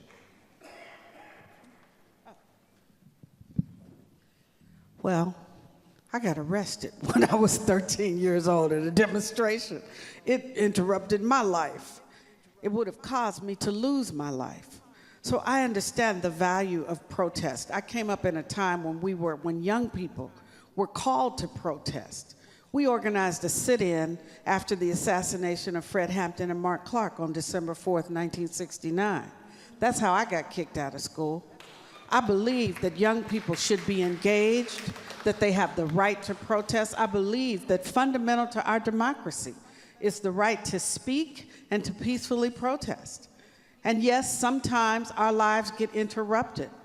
But you know what? That didn't stop Rosa Parks from saying, I'm not going to sit at the back of this bus. If the people in Montgomery, Alabama, and across this country had said, well, we can't engage in peaceful protest because it might cause some disruption in this society, we would not be where we are. How many people went to the March on Washington in 1963? Thank you. Did that disrupt the normal order of business? Yes, it did. When we had the Women's March in January of this year and January of last year, did that disrupt the normal order of business? Of course it did. That's the whole point of peaceful protest, is to disrupt the normal order of business. And so under my administration, I am not going to prosecute you, whether you're a member of Black Lives Matter or a UC Law student or just a regular community member. I've represented people who came out to occupy Oakland and just were there to show their support and how they felt about the economic inequalities in this country. And it is only if residents, if all of us become active, as you all have shown tonight, that we are going to save our democracy in this moment. Thank you.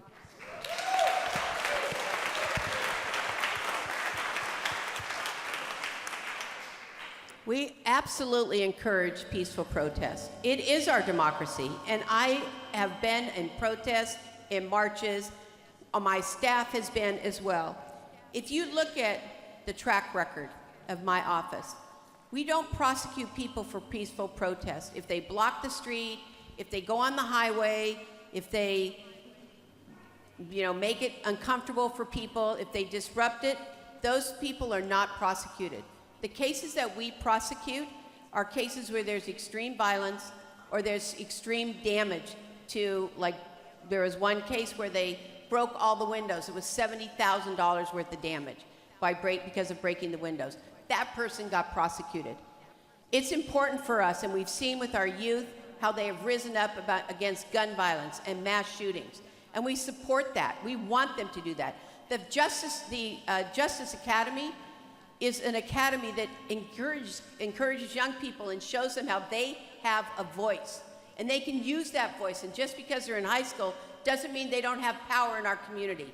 And we're seeing that with all the efforts around stopping these mass shootings in schools. We've had 228 mass shootings in school. 60% of those shootings have been committed by someone 18 or younger. And of that group, 65% are 15 or younger. We need our youth to stand up and to protest and disrupt and do all those things to make sure that we hold people accountable at the Washington, D.C. who have not curbed gun violence. So I support peaceful protest. We encourage peaceful protest. And let me just say, when we had Occupy, we all protested that 1%, that financial inequity. Wall Street, that's where it started. Wall Street, the people that are billionaires in this country who have all the money and they're continuing to be more wealthy. The people on Wall Street that we have homeless people and we have billionaires. That is what we should be protesting. We should be fighting against that 1%, that Wall Street money and those billionaires.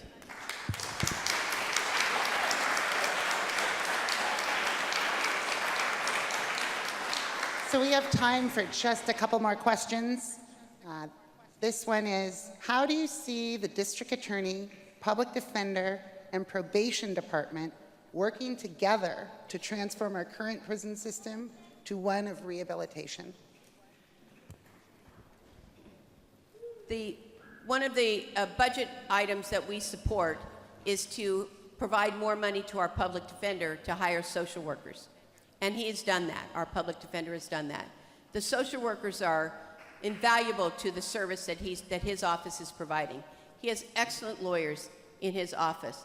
They work with the DAs in my office. Alameda County has always been known as a county where the defense bar and the prosecution have treated each other respectfully. That is not in any other county or in any other counties where the defense attorneys are not treated respectfully, where the judges don't treat them respectfully. That's not Alameda County. We are a unique county in that we work together to get to that point of justice. Not overcharging, not offering deals just to make someone plead, but working respectfully with the lawyers that are representing people and are bringing cases. Our probation department is very important. We have a very progressive chief probation officer who is doing a lot to change the culture of the probation department in this county. And we all work together to make sure that we are providing those alternatives, and not just in name only, because that's what it was in the old days. They'd have a name, a program, have a name, but people didn't benefit from it.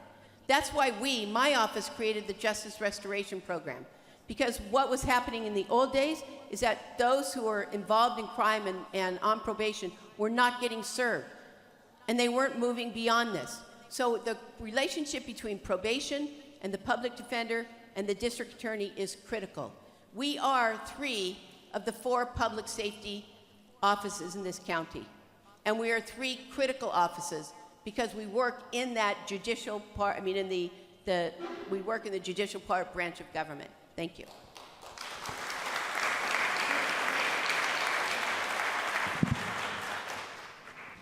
Currently in Alameda County, the budget gap between the public defender's office and the district attorney's office is $30 million.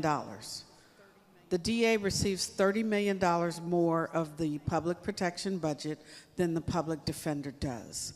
So there's a lot more room to cover to try to eliminate the disparity between funding between those two entities. They provide the same services, dealing with the same client base, but the DA has $30 million more to work with than the public defender does.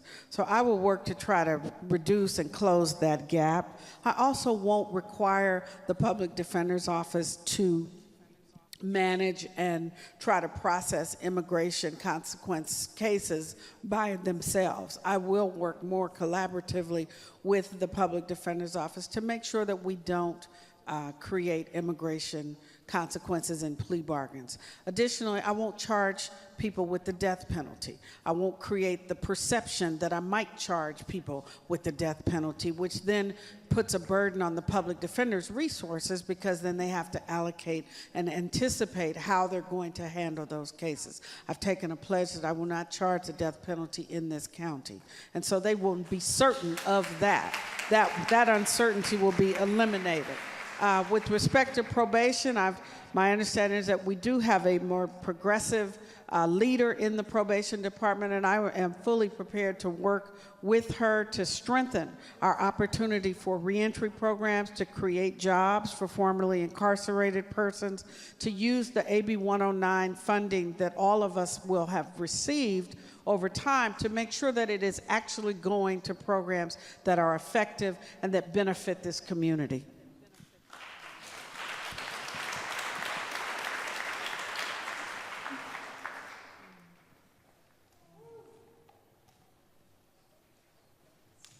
Okay, my last question to you ladies. What does or will your office do to fight fraud for big corporations that prey upon the vulnerable parts of our community?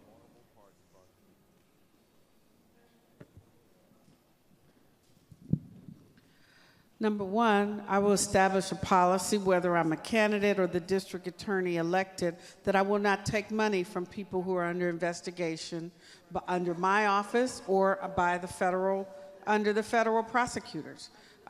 We have had instances where people who are being prosecuted for mortgage fraud in this community have now been exposed as having contributed to the district attorney's campaign. I won't do that. If you're under investigation for any kind of fraud or crime that impacts my constituents, I'm not taking your money. So that's one thing I can say that I will do to make sure that we have an ethical, uncompromised district attorney that will protect this community from those who prey upon particularly poor communities, mortgage fraud, bank fraud, all of that. I will not participate in protecting those people from prosecution in Alameda County. So that's number one. Number two, I will look at and pay attention to those who have preyed upon us. I have had people ask me over and over again, why didn't any district attorney prosecute Wells Fargo Bank? I mean, you know, Wells Fargo has had to plead guilty, admit to fraud, to opening people's accounts, to basically taking advantage of us economically, and they weren't prosecuted in Alameda County. So if I have evidence, if there is evidence and I receive complaints from homeowners, from consumers, that big corporations are economically exploiting our residents, I will take those complaints seriously. I intend to beef up the resources that we do have for the civil division within the district attorney's office and make it an actually functioning, effective unit. And that goes for human trafficking as well, because we have employers that come here that exploit people through human trafficking, and they're violating all kind of labor laws, and they have to be held accountable as well. Thank you.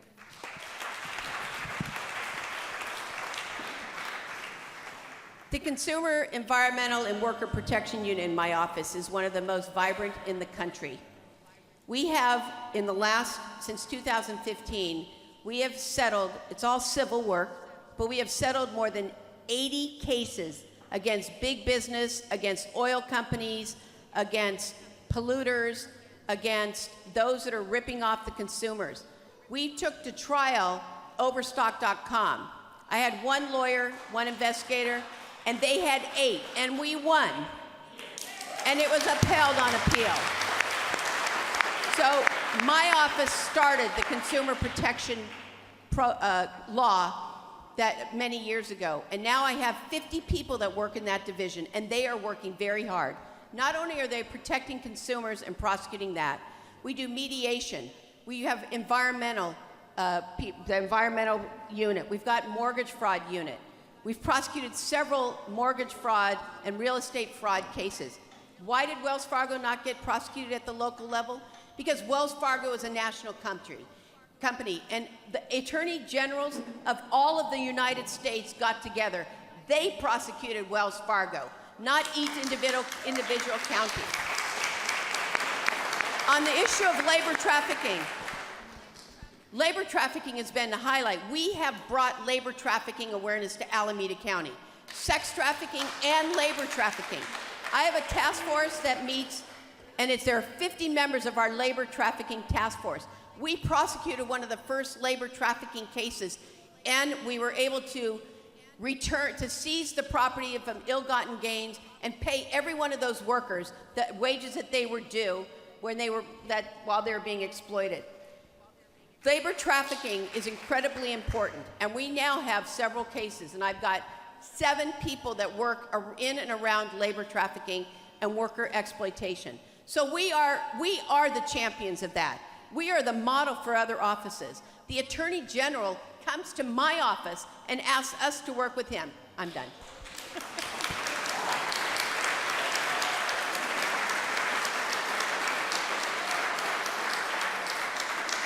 All right, one more question.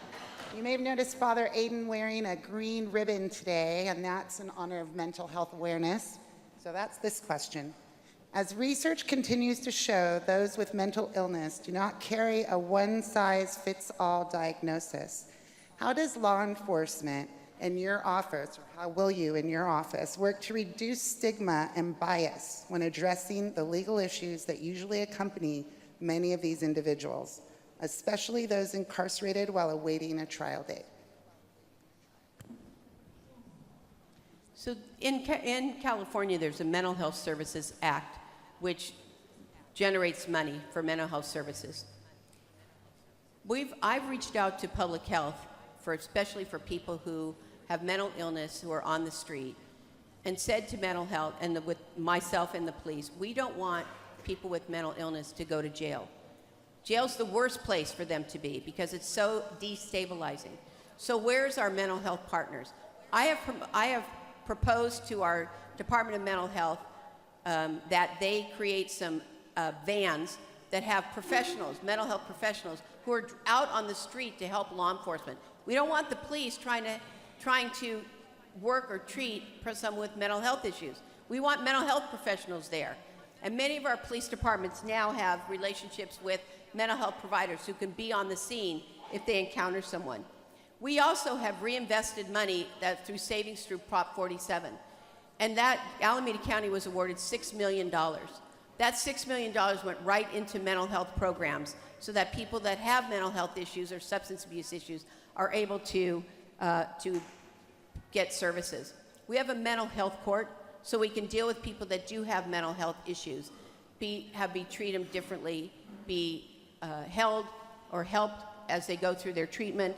And then lastly, as I said, this is the only district attorney's office in the country that is also has a trauma recovery center.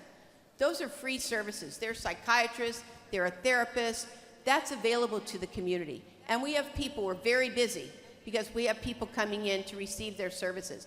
It's at the Family Justice Center, and what I do is support the infrastructure of that Justice Center. Those are all advocates and professionals and various organizations that are working in the center. So we know a lot more about mental health. Many of us have people in our families or in our lives who have mental health issues, and we work very hard to make sure that they are protected and they're supported and they have the treatment they need.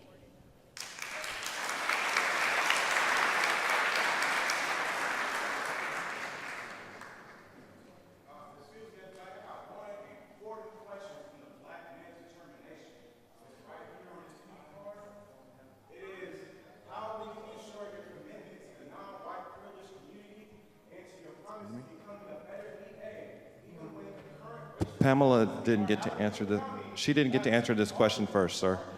You're out of order. Excuse me. You'll be able to ask that question. You'll be able to ask that question at another forum. I'm sure there's a couple more left before the election. Right now, Pamela, it's your turn to respond to that question. Is that correct? Did she answer that? Okay, your answer. I apologize for the inconvenience. I want to say that many of the issues, I've heard as high as 70% of the issues that police officers respond to involve mental health issues. And we don't have a good enough orientation on how to handle those situations. Those are the cases that often spiral out of control and end up with somebody being dead. So we clearly don't have that together.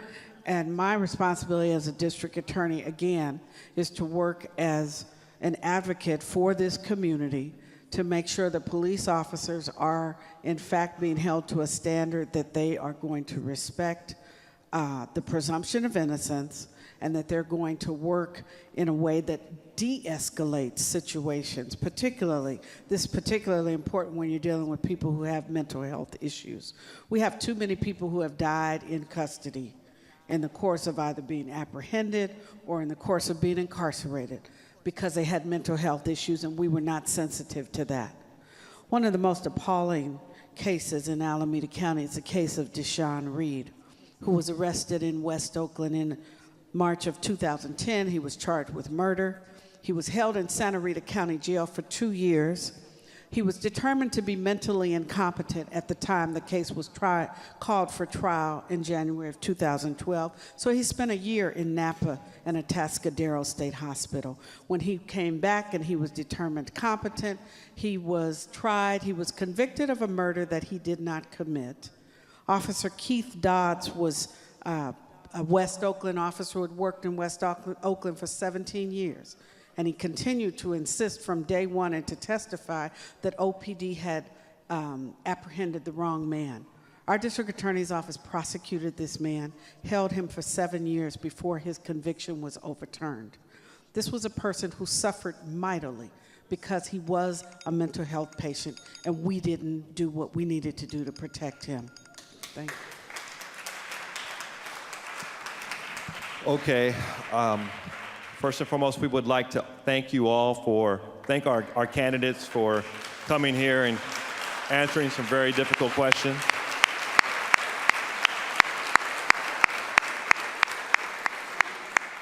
And before we depart, we would like to allow both candidates 2 minutes in closing to say some remarks. And I think, Pamela, you went last, so you can go first. Thank you. I want to add in closing that one of my priorities in this role will be to work with our young people. Because where we are right now is really not about me, it's not about you, it's about our kids. It's about what kind of community do we want our kids to come up in. Do we want them to live in a place where 80% of the kids in our juvenile justice system are black or brown?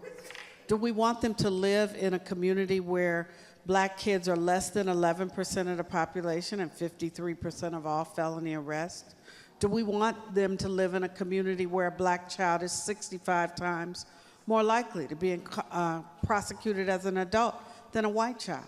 Or a Latino child is 27 times more likely to be prosecuted as an adult than a white child? Do we want them to live in a community where the district attorney turns a blind eye to police misconduct and absolutely feels that she or he ultimately has no role to play in how policing is done in our community? The choice in this moment could not be clearer. And I say to you tonight that criminal justice reform is at the heart of our democracy and preserving our democracy in this moment. Across the country, people are waking up and taking inventory of their district attorney. You all are part of that movement because you took the time to come out here tonight and listen to what we had to say, because you're taking the time to talk to each other and to your neighbors about what it means to have a district attorney who represents the community or who does not. And so we have a choice, like I said, for the first time in 50 years. And that is an important opportunity that we don't want you to miss. So please tell everybody to vote on June the 5th. Don't sleep it. You all know we will not be on the ballot in November. We have to get it done now. And if they can do it in Alabama, I'm telling you we can do it in Alameda. Thank you.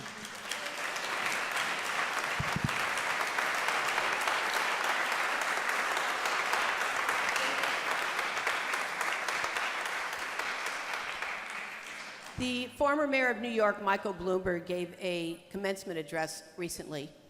And what he said, what he started with, is that America is confronted with an epidemic of dishonesty in their democracy and in their democratic process.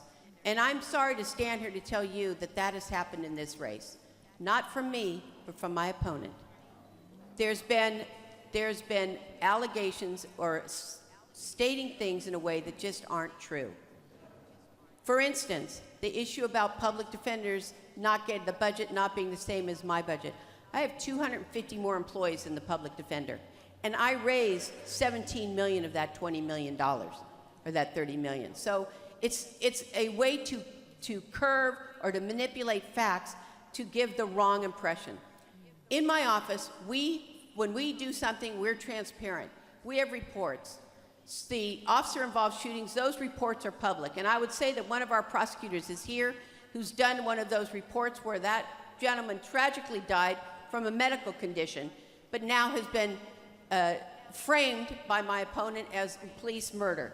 So please, as you're here tonight learning about us, please go do more research about it. I have leadership. I have an openness to hearing and to changing. We have been changing since I took over.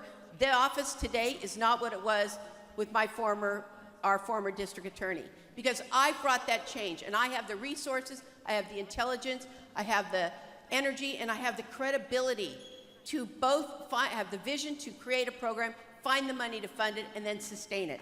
And let me just say that people that you vote for support me. Governor Jerry Brown supports me. Kamala Harris, who started her career in my office, is endorsing me. Thelton Henderson, one of the icons of the civil rights movement, who stood shoulder to shoulder with Dr. Martin Luther King, is endorsing me. And when students come and talk to him about wanting to help people in the criminal justice system, he refers them to my office. Look at who's endorsing me, and then decide if you trust those people that they trust me to get the job done and to continue to bring justice. Thank you.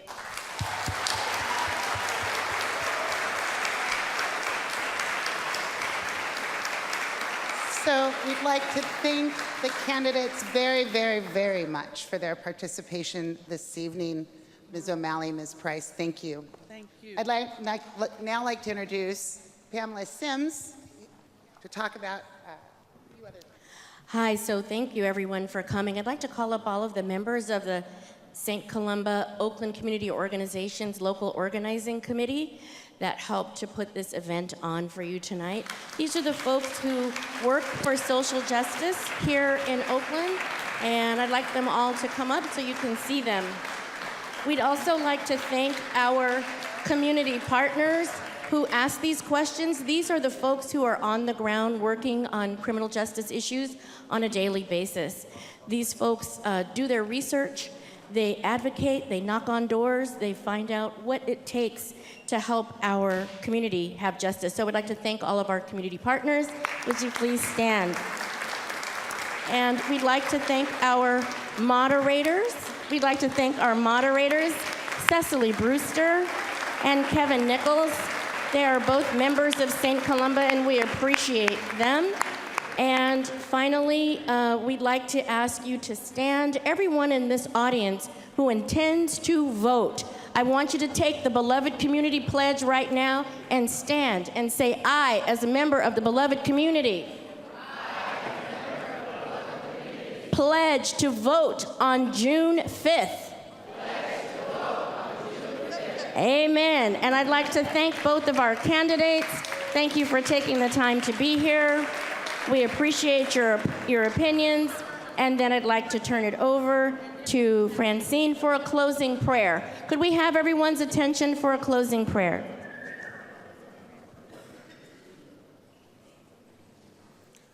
Oh, gracious God, thank you for allowing us to gather here tonight. We've all witnessed how some of our hearts are hardened. We asked, harden not our hearts, O Lord.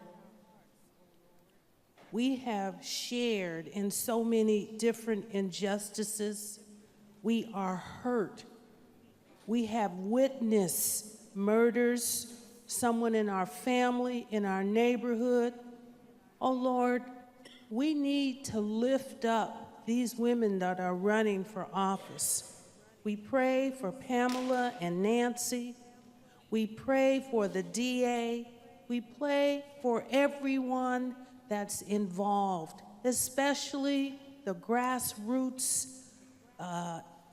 committees or groups that have been here tonight in your name that are doing the work on the ground. Lift them up, Lord. Lift them up. We ask you to lift up all the people in your name. We need you, Lord. We need you right now. We are all human. We need to be holding hands because we cannot do this alone. We can do it as a group. We can do it as humans in love. In your name's sake, we pray. Amen.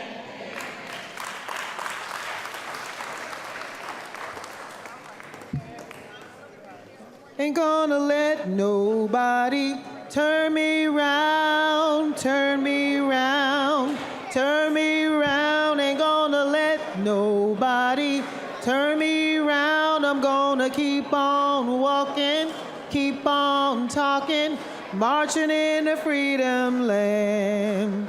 I ain't gonna hate the injustice. Turn me around, turn me around, turn me around. I'm gonna let injustice turn me around. I'm gonna keep on walking, keep on talking, marching into freedom land. I ain't gonna let no wall turn me around, turn me around, turn me around. Ain't gonna let no wall turn me around. I'm gonna keep on walking, keep on talking, marching into freedom land. Ain't gonna let indifference turn me around, turn me around, turn me around. Ain't gonna let indifference turn me around. I'm gonna keep on walking, keep on talking, marching into freedom land.